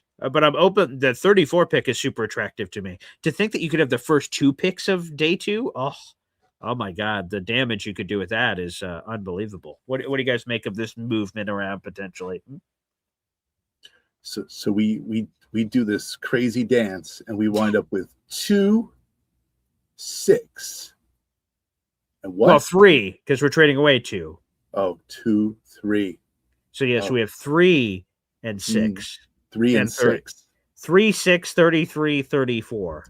I mean, listen, that's a valuable dance. That is, but I don't know if Muji can cut that rug. I don't know if he's like. Yeah, that one seems a little intense. I mean, I like the creativity here, certainly. I do too. I mean, you're telling me there's a potential that we might get Reese and Sonny Styles? and then that's been the biggest argument amongst everybody. Well, right? Wouldn't that be a very funny way to do it if that ended up happening? That I mean, who did that? I think somebody did that before, right? Wasn't it? I think it was Houston. Houston with did it, Will yeah. Anderson, right? Yeah, so they were picking like whatever it was. They were picking. They ended whatever. Oh yeah, it was 2 because they did. It wasn't first overall. I was slightly confused for a second. Bryce Young was first overall, so they took C.J. Stroud at 2 and moved up from like 12 back to 3 to go back to back and took Will Anderson, and that was like what the fuck? Like that was crazy. And now we'll see what C.J. Stroud ends up becoming, I guess, of where it turns into, but. Yeah, I like the creativity here, Paige from Harlem. So move around the board. I can't put that past Muji. Another super chat's coming through. Before we get to that, this is from the same person that submitted the super chat. Look at the boy green shirt. Let's go on a cruise. Damn. aka Mac. He said it saved him from a sunburn. So shout out to Mac, who is it turning? Yeah, that it appears to be. Okay, and look at this. We got a super chat coming in here from Max. Okay, you've just saved us from a super chat sunburn. Let's put this on. Wow. Good morning, gentlemen. I'll add this to your super chat totals and raffle tickets, Mac. Good morning, gentlemen. If we're looking to draft QB2, then let's draft in round 4 or 5. I'm okay with Drew Aller or Garrett Nussmeier. So wait on the Ty Simpson. Take the guy in round 4 or 5. And when I did that exercise with EZ, which went in a different direction than he intended, there's a Dak Prescott that was a 4th round pick. Kirk Cousins was a 4th round pick. So there's a few of those sort of sprinkled in there. So sometimes you could get lucky. So maybe that's the way to do it. And you have Geno, who's playing most of the year, and unless things go horrifically wrong or he gets hurt, then you go to this youngster that gives us some sort of to me, a youngster playing as the QB2 is more interesting than Joe Flacco or Russell Wilson or any other name that's out there in the universe. The youngster's like, ooh, what could this guy be? It's sort of intriguing in the middle of the year if that were to happen. I hope Geno stays healthy, but if that were to happen, that's sort of fascinating. What do you guys think of this? Shout out to Mac, by the way, on the cruise. Very nice. What do you think about this? You wait on QB2. Where I'm at, I would like for them to do something so I could see. Like, I understand that Musgrave has done in the past already of developing a quarterback and everything, but he hasn't done it with the New York Jets. And that's what I want to see. I want to see them develop somebody for then. My hope is that they get a Drew Aller, who was supposed to be a number 1 pick the year, a 1st round pick the year before of itself, and the injury occurred, whatever. And you're like, holy shit, like we might have got something, and he is the potential future. And we're going into 2027 with this supposed best quarterback class ever and all the crap. I don't care about 2027 yet. 2026. Let's focus on 2026 this season. Get it right. Have this. What if Aller or Nussmeier ends up being really, really good and they outbeat Geno Smith, and we have a whole Russell Wilson situation that he was not supposed to be the guy he was supposed to sit? It would be awesome, bro, to see something like that, and I would feel better with the offense that we have and them developing. And because, dude, I really want in 2027, dude, the kid Smith from Ohio. Well, that's what I'm saying, man. Because you would have, if Drew Aller, let's just say in this made-up scenario, you draft him, he ends up being the franchise quarterback. Like, holy crap! You have 3 first-round picks to get Jeremiah Smith, or maybe you're able to manipulate the board. If, let's say, somehow the Jets, either by themselves, the Colts, or the Packers or Cowboys, have, like, let's just in this made-up scenario, say the number 1 overall pick, and teams are hounding you for your quarterback, but you already have your quarterback, and you're like, ah, sweet. If a team's picking 3 and says, hey, I'll give you my 3 first children and you give me 3, and then they move up to 1 and they take the quarterback that we weren't going to take, and then we could get Jeremiah Smith and a pile of picks.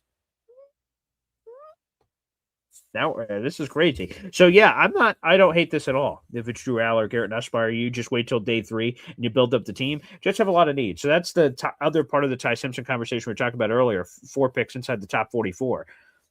I'm intrigued that one of them not being a quarterback, and you're like, sweet, I just got an awesome linebacker. I got a wide receiver. I got a whatever. You start going through, you're like, wow, I just got 4 bona fide starters, and then I take this random day 3 shot on someone I sort of like. There's something to be said for that, I think. So, Mac, this is well thought here. Well thought. Snowball? There's snowballs? What's that? Did you say something on this? On this topic? No, I'm still of the mindset to get Ty Simpson. I'm still going to stick with that. The 4th and 5th round for a quarterback, it's risky. It's for me. It's like trying to hit right. Like you try again. There's a reason why he's rated the number 2 quarterback in the draft. So I'm going to stick to my guns, and I'm going to say no. Because the quarterback class is so weak. In a weak quarterback class? In this quarterback class? Mm-hmm. You know what?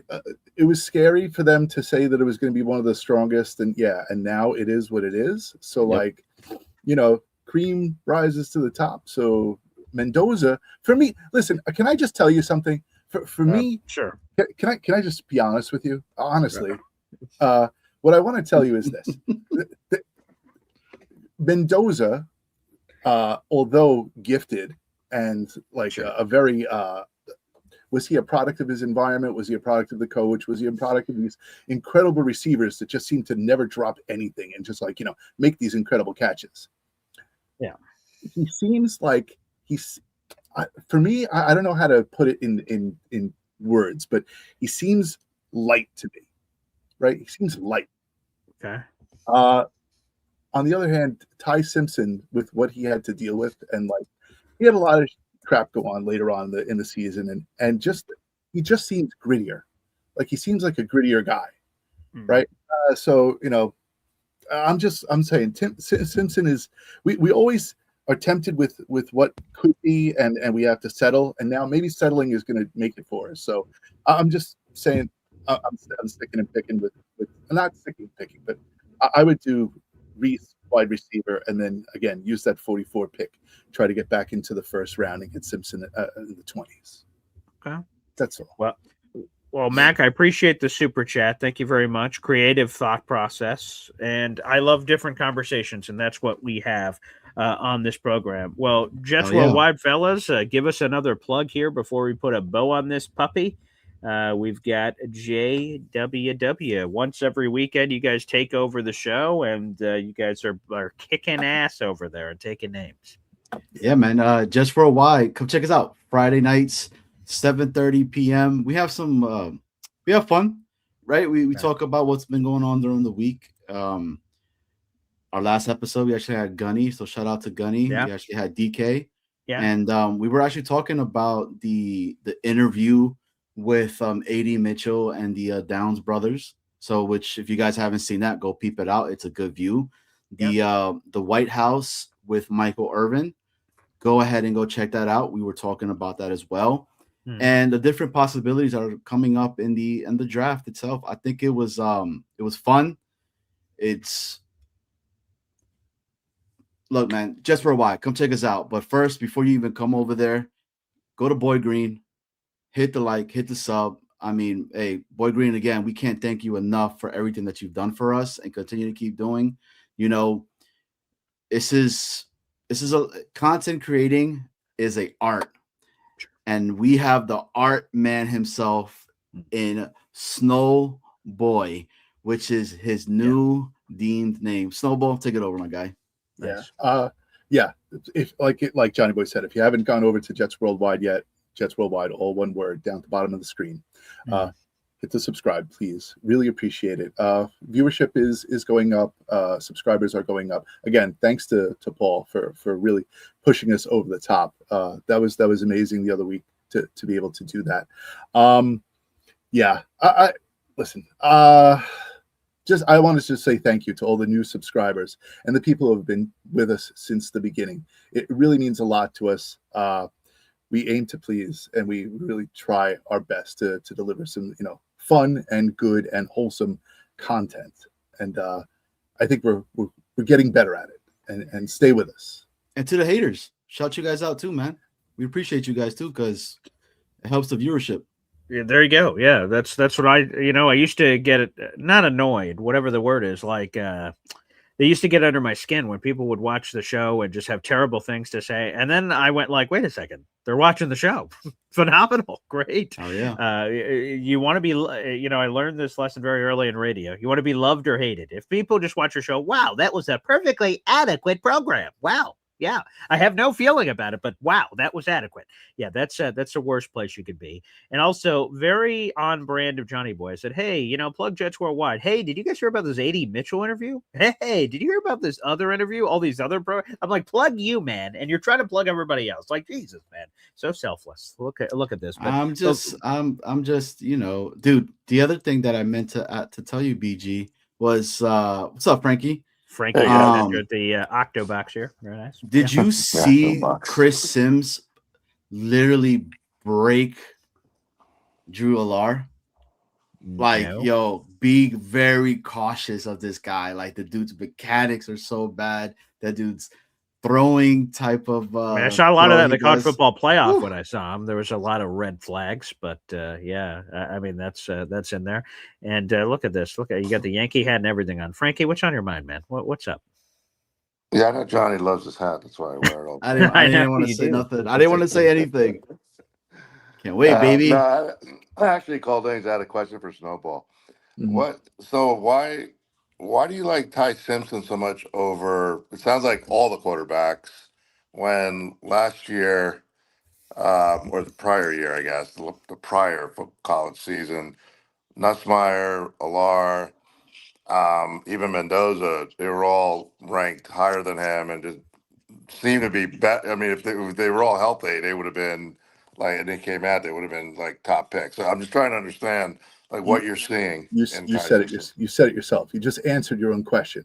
They were. They aren't now. And watch the Chase Daniels breakdown of Ty Simpson. It changed my mind. I value his opinion. And just see, it's his brain. It's Ty Simpson's brain that does it for me. I want smart players. That's why I value Sonny Styles, right? I value Sonny Styles because he is a smart man, and he plays a hell of a game. So for me, I need a quarterback who's going to be intelligent. Yes, I agree and with be that. able to go through.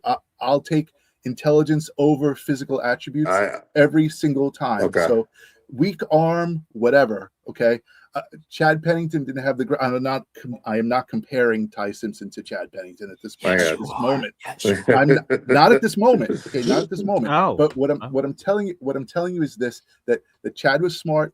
He didn't have the strongest arm in the world, but it's the processing. And that's the thing. You have to have the processing.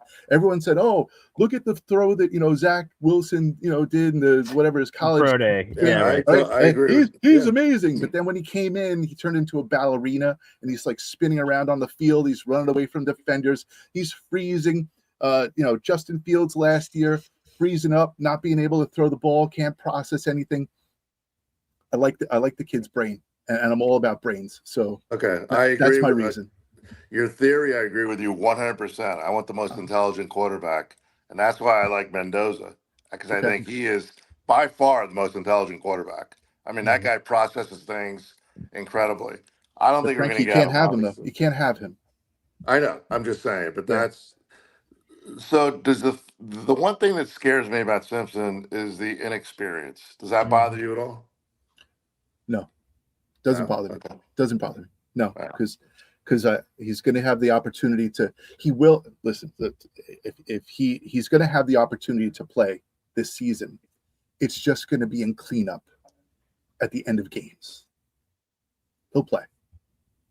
All right, and you're convinced he's that intelligent? Like, I haven't done enough homework on him. I'm going to be honest with you. I've only seen the tapes of the Alabama, the games and stuff, but I haven't done like Fernando. I just know more because everybody watched him. Of course, yeah. Well, no, it's actually because I knew about Fernando like when he was a freshman at Cal. Your daughter, because of my daughter, and so then I just started following the guy, and then I realized, oh my God, the guy finished his business degree in 3 years out of one of the toughest business school. So smart kid. then I just started reading about him and realized how intelligent this dude was.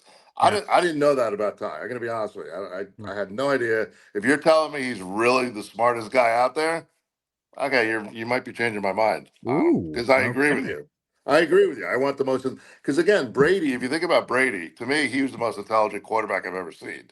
Yeah. He knew what the defense was going to do before the defense knew what they were going to do. Watch what Ty Simpson does pre-snap, and how he can maneuver an offense around the field to play the defense and to get them into positions where they're vulnerable. Just watch it, because he's smart kid, definitely. All right. Thanks, Frankie. Appreciate the call, brother, and salute to Frankie. Before we go, boys, first off, I want to give a shout out, so make sure I don't forget it. Super chats from Easy, super chats from Paige from Harlem, membership from Jared B, super chat again from Paige from Harlem, super chat again from Paige from Harlem, and Mac Mahar Khalil. Folks, there's one last caller we need to get to before we can put a bow on this show, and both of you as individuals that have had long-time love interests, maybe you can share your passions and secret sauces. Mr. Legendary Famous Fulton has joined us here on the program, and he is still having some rough patches from his breakup with his longtime girlfriend. Is that right, Mr. Famous Fulton? Good yes, morning. it is. Yep, it sure is. Yeah. Any advice to share, boys? Snowboy? If you listen, if you're talking about love advice, Johnny should be the first one to go to. Okay, Johnny. Hey, all right. Hey, Fulton, can you hear me? Yeah, I can hear you. All right, man. Look, I tell you this: keep your head up. All right. Okay. Things happen in life, Mhm. and it's a speed bump. And with speed bumps, you just got to get over it. All right. Now, I know that might be a little bit of some tough love, but dude, you're a great individual. You're a great person. You have so many unique traits about yourself. Keep working on that. You got to worry about yourself first, and then somebody else is going to see that. And when they see that, go try it out. See what you think of it. And if it fits what you're trying to do, then test it out. And if you like that test and you pass the test itself, hey, man, keep it and keep rocking with it. But go out and get as many tests as you can. Work on All right? yourself there, Mr. Famous Fulton. exactly. That's it. Okay. You're a dude. Yeah. Come on, Snowboy. What you've been a long time.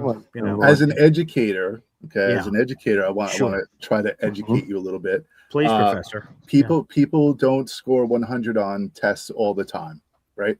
Sometimes people get answers wrong, and that girl got the answer wrong. So you know what?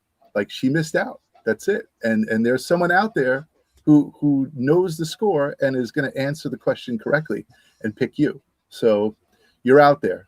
Increase your odds, like Johnny was saying, like Boy Green was saying. Increase your odds. Take a lot of tests, right? But you're going to find that person who scores 100 when they say yes to you and stick with you. So do that, my friends, and you will be very successful. Okay. Hey, Lau, if we were talking outside of this world, this conversation would be off the chain, bro, because I would be trying to, let's just say I'm a really good wingman. All right, because I'm married now, right? So of those course. days for me are a little Snowball. bit You're Snowboy. You're married now, correct? Yes.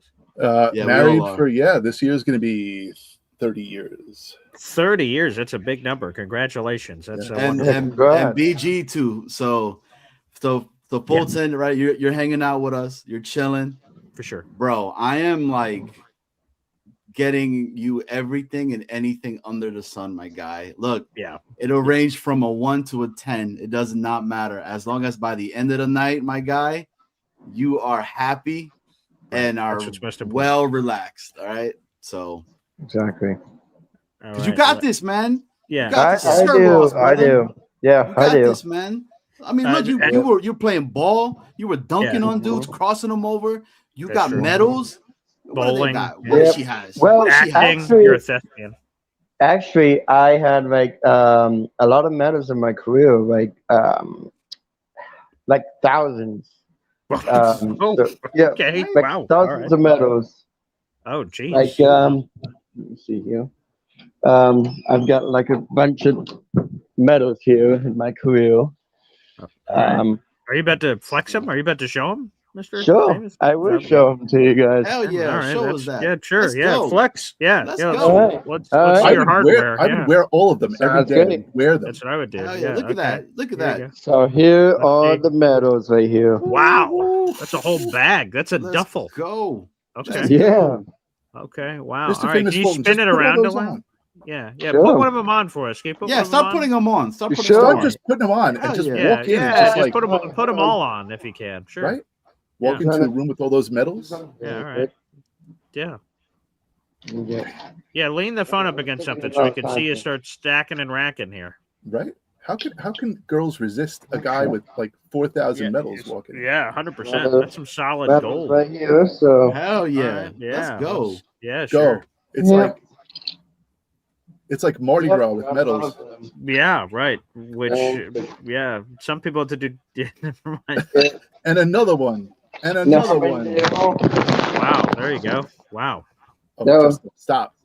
Okay. Okay. Whoa. Okay. Keep going. And you see all of those medals that you got? Wait, let Fulton? me see. Can you lean the phone against something? Where we're Yeah. wow. Holy Let's crap. go. Let's go, baby. Whoa. What are we Good talking Lord. about? What are we Wait, talking about? bring the camera down a little. There's like a really big gold one there. Wait, it shifted. Oh my God. Look at that one in the middle. That gray Hell one yeah, right there. man.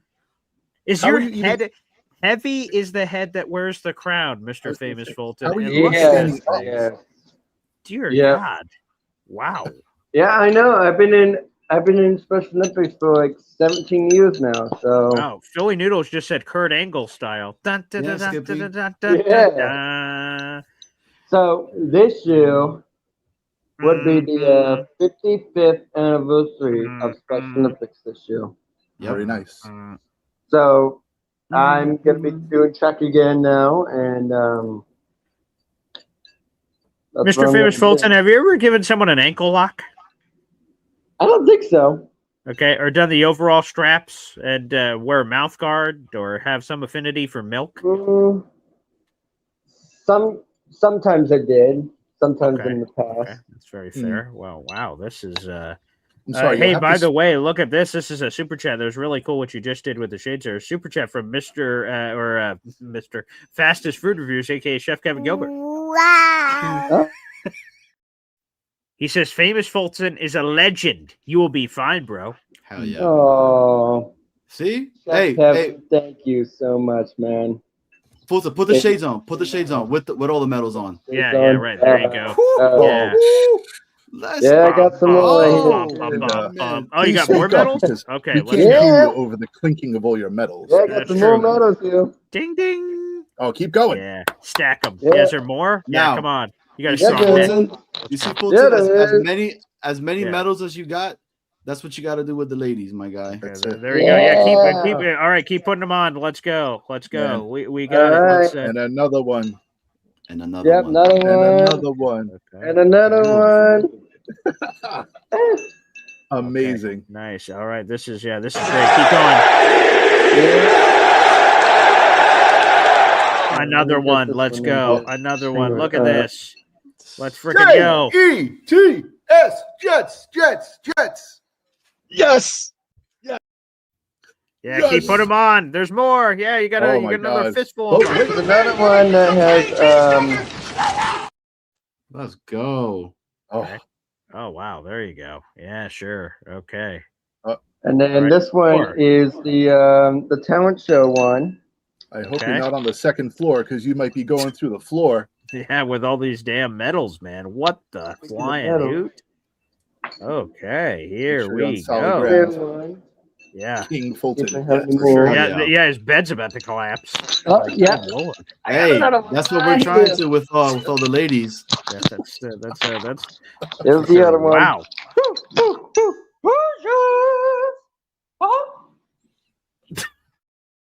Yeah, let's get a Oh. look. Okay, back up the Yeah, camera. is Let it- me see how many medals Let's are see here. this. Yeah. Oh, Okay. Oh, Oh, Good Lord. my Okay. goodness gracious. Thank Hey, you, Chef hey, Kevin Gilbert. hey, Good keep the shades Lord. on. Keep the shades on. Yeah, And there you go. you're talking to the ladies out there. What are you gonna Yeah, tell I them? What are will. you gonna say to them? What are you Yeah. gonna say to them?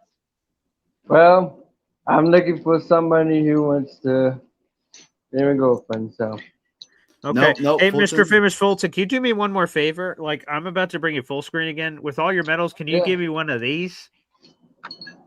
Okay. Do what? Can you do one of these for me when we put you back full screen? You get your pinky, put it on the side of your mouth, and smile with all your medals. Okay, wait. Let me get you here. All right, there you go. Yeah, let's see There you those go. teeth, and then all your medals. Yeah, back it up a That's little it. so we can see all your medals. There you go. There you Oh go. yeah, that's what I'm talking Screen about. grab, everybody. Hey, and say hello, ladies. Hello. There you go. Very nice. Way to Yeah, kill with it. the head nod too. Hell yeah, let's go, Mr. Famous man. Fulton. Hey, buddy. Congratulations. And yeah, you Thank got all you. those medals. You're a Yep, winner. You're a winner. this is my next medal is gonna be track and field, and hopefully this year I will get that gold medal for the 200, the 100, or the relay, and then shot put gold medal and the javelin gold medal. So Well, yeah, Mr. let's Famous go. Fulton, congratulations, pal. And thanks for Thank bringing a you. smile to all of us. You're not Yep. sneaking And, up on anybody today. Paul, I would like to do an interview. If you want me to do an interview on your show, and you can interview me about Special Olympics and everything. So Oh, great. We'll put it on the calendar. We will do it here in the near future, okay? sounds great, Paul. Thank you. There he is, Mr. Famous Fulton, which, folks, we have a little bit of a presentation here. Let's do this, folks. Let's do this. Here we go. Stop, look and watch. Ready yet? Get set. It's all that.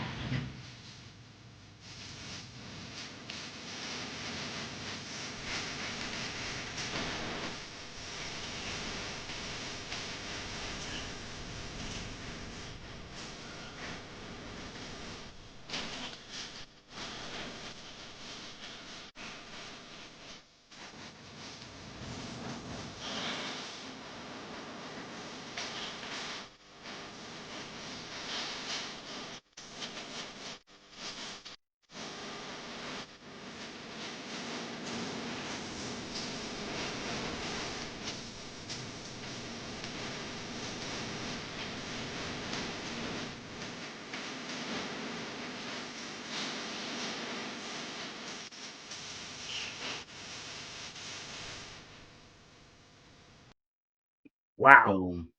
Boom shakalaka. Hey, he better leave some ladies for some of the single players out there, man, because that dude is all that. I'm glad we go. rehearsed that before the show, actually. Oh, Yeah, that was good. There was a whole spot on. scene, a lot of weeks and weeks of preparation to go into that. That's absolutely beautiful here. So, wow! Shout out to Mr. Favorite, and look at that, good medal. Yeah, I lord. couldn't even hear him, bro. It was just clank, clank, clank, clank, clank, clank, clank, clank, gold, gold, gold. Yeah, look at me. There was a lot of that going on. Look at this, Frankie with the super chat coming in here on the program as we're Frankie. celebrating. Here we go, Frankie. Wow. Hey, All right, we've added to your super chat. Thank you, $10 super chat. Great show, guys. Thanks, appreciate that from Frankie there. That's beautiful. Thank you, Frankie, for sending that in. Beautiful. Let's go. Hey, BG. Yes, sir. Can you play Shawn Michaels on that picture? I do not have Shawn Michaels. If I did, I would. I just as I looked, I was just trying to find random, and I'm like, oh my god, do I have the All That theme song here? I'm like, I think we could do some of that. That was sort of random circumstance. I was just looking through. I'm like, what sounds do I just have available? And that was there. So that's crazy. And then here's one more super chat coming in before we wrap up. Wow. Peter Castro, short and sweet. Without a quarterback, you're winning nothing. $2 super chat. I agree. This is a quarterback league, which again, I think this would favor more to Snowball. His point on the show today than not is that, you take the chance and that every year you swing. And, as we went over the exercise with EZ, whether that was his intention or not, the first round quarterback swings are the teams that win. Again, can you get lucky? Dak Prescott, 4th round? Sure. Kirk Cousins, 4th round? Sure. That can happen. But historically speaking, it requires the iron price to win the quarterback race. And we did the math, 28 teams are going to have a first-round quarterback in the 2026 season, or a former first-round pick quarterback. It's the haves and the have-nots. and the Thank you, Jets have not. So without a quarterback, you win nothing. So Peter Castro, thank you. We'll add that to the group. And so I will say this overall here as we're wrapping up before my fiance kills me for delaying our diner trip any more than I have. The one thing I can say unequivocally with all of this is maybe we have not with quarterback, but we have full with Mr. Famous Fulton. So thank you to Mr. Famous Fulton, and hopefully he's cheered up. Look at all that. Look at those medals. Look at that Riz. Look at that. How could any woman resist that? He's just a sexy boy. Sexy boy. I'm not your boy toy. Boy toy. Hell yeah. Let's go, man. There you go. Dude, if he hits him with the Shawn Michaels flex, it's game over. Yeah. Game over for this man. Fulton, 100%. you'll be all right, man. You medals on medals on medals on medals. Let's go. Dude, I am so hyped right now. I have no idea. This coffee hit me in like mid hour into this the thing. Hit me like that. I'm ready, man. Here would be my other piece of advice for Mr. Famous Fulton. If you find the one thing that you should do is hit her with some sweet chin music and see if she's ready. That's the way to handle it. That's the way to do your business for sure. And one more thing. Thank you, Mr. Famous Fulton. We'll have this forever. Indy, I believe. Wait, let me see. I just saw a message from Indy before we get out. It was somewhere in here. So I believe he received the package. So Indy, if you did, please confirm, because I don't want to spoil anything here. But so if you received the package, I want to give a shout out to the community. And I think this transcends Jets Worldwide, Coffee Club, Espresso Club, wherever you are in the universe. I think this all sort of transcends it. We have an absolutely spectacular community of people that are very generous, very giving, very everything. This, I'll say the last 6 months, because I think it covers a little bit of time. You guys heard that we do monthly raffles on this show, and it's really cool. And when you guys win it randomly, some people win it by donating a lot, some people win it by donating a little. And there's been people that have won raffles but have given those prizes away to other people. Mr. Famous Fulton was a beneficiary. He, thank you to Stephen Fox, won that raffle. Stephen Fox just gave him the entire raffle winnings and gave it all to him. And Indy received all the raffle winnings. Shout out to DNY for Life, Devin, who said he joked with me that it's like, the first time he'd ever won a raffle. And he says he wanted to give it to Indy. So, yes, he did. And so, again, Indy, don't give me any of the credit. All of it is Devin, DNY for Life. He loved the package he received. It was Devin. So shout out to my pop's favorite shipmate. Thank you to Devin for your generosity. That's super cool, very touching. And Indy, we're always thinking about you, buddy. You're the life and soul of this show. We love seeing you in the comment section. Oh yeah. And that was Devin. DNY for Life won a previous raffle, and we reached out to me privately and said he wanted to donate that to Indy. So Indy, that is 100% all Devin, all DNY for Life. So that's amazing. So that's amazing. Thank you. Thank you. Thank you. So thank you to Devin and everybody. All right. Well, now we were going to put a bow on it. I'm glad Frankie called in. That extended us to have this wonderful moment with Mr. Famous Fulton that wouldn't have happened otherwise. So, everything happens for a reason. But again, before my throat gets slit, now is probably an opportune time to end the program. But I appreciate you guys as always. That was a lot of fun. And we'll have to get into some more shenanigans next week. Oh, yeah. And shout out to Brian, man. Brian, keep pushing, keep going. 11 months. It's awesome. It's amazing. You're not alone, my guy. All right. You have a community that's behind you with the coffee club. And, JetsWorldWide, baby, we stand with you. So let's go. Let's go. Brian, I've lived with it in the past, and I know what you're going through, so I understand completely. Thank you, Paul, for letting us on today. As always, Sundays are fun with you. You never know what you're going to get. So, it's always a mystery until, it happens. So it Jets happened today. Worldwide, And by takeover, the way, baby. the last thing to say is on the package I sent to Indy, it did say Indy Jets in the name too.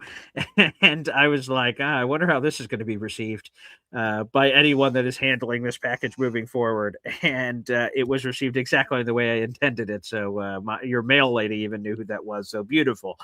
Thank you, Indy Jets. Where everybody will be back on tomorrow morning. We'll have an early episode. Again, Drew Beatty, our draft analyst, joins us. We'll get into some draft shenanigans, maybe mock draft. We'll see what's cooking out there in the universe. It should be a lot of fun, but I'm looking forward to the rest of this process. Boys, great time. And Mr. Famous Fulton, salute, King.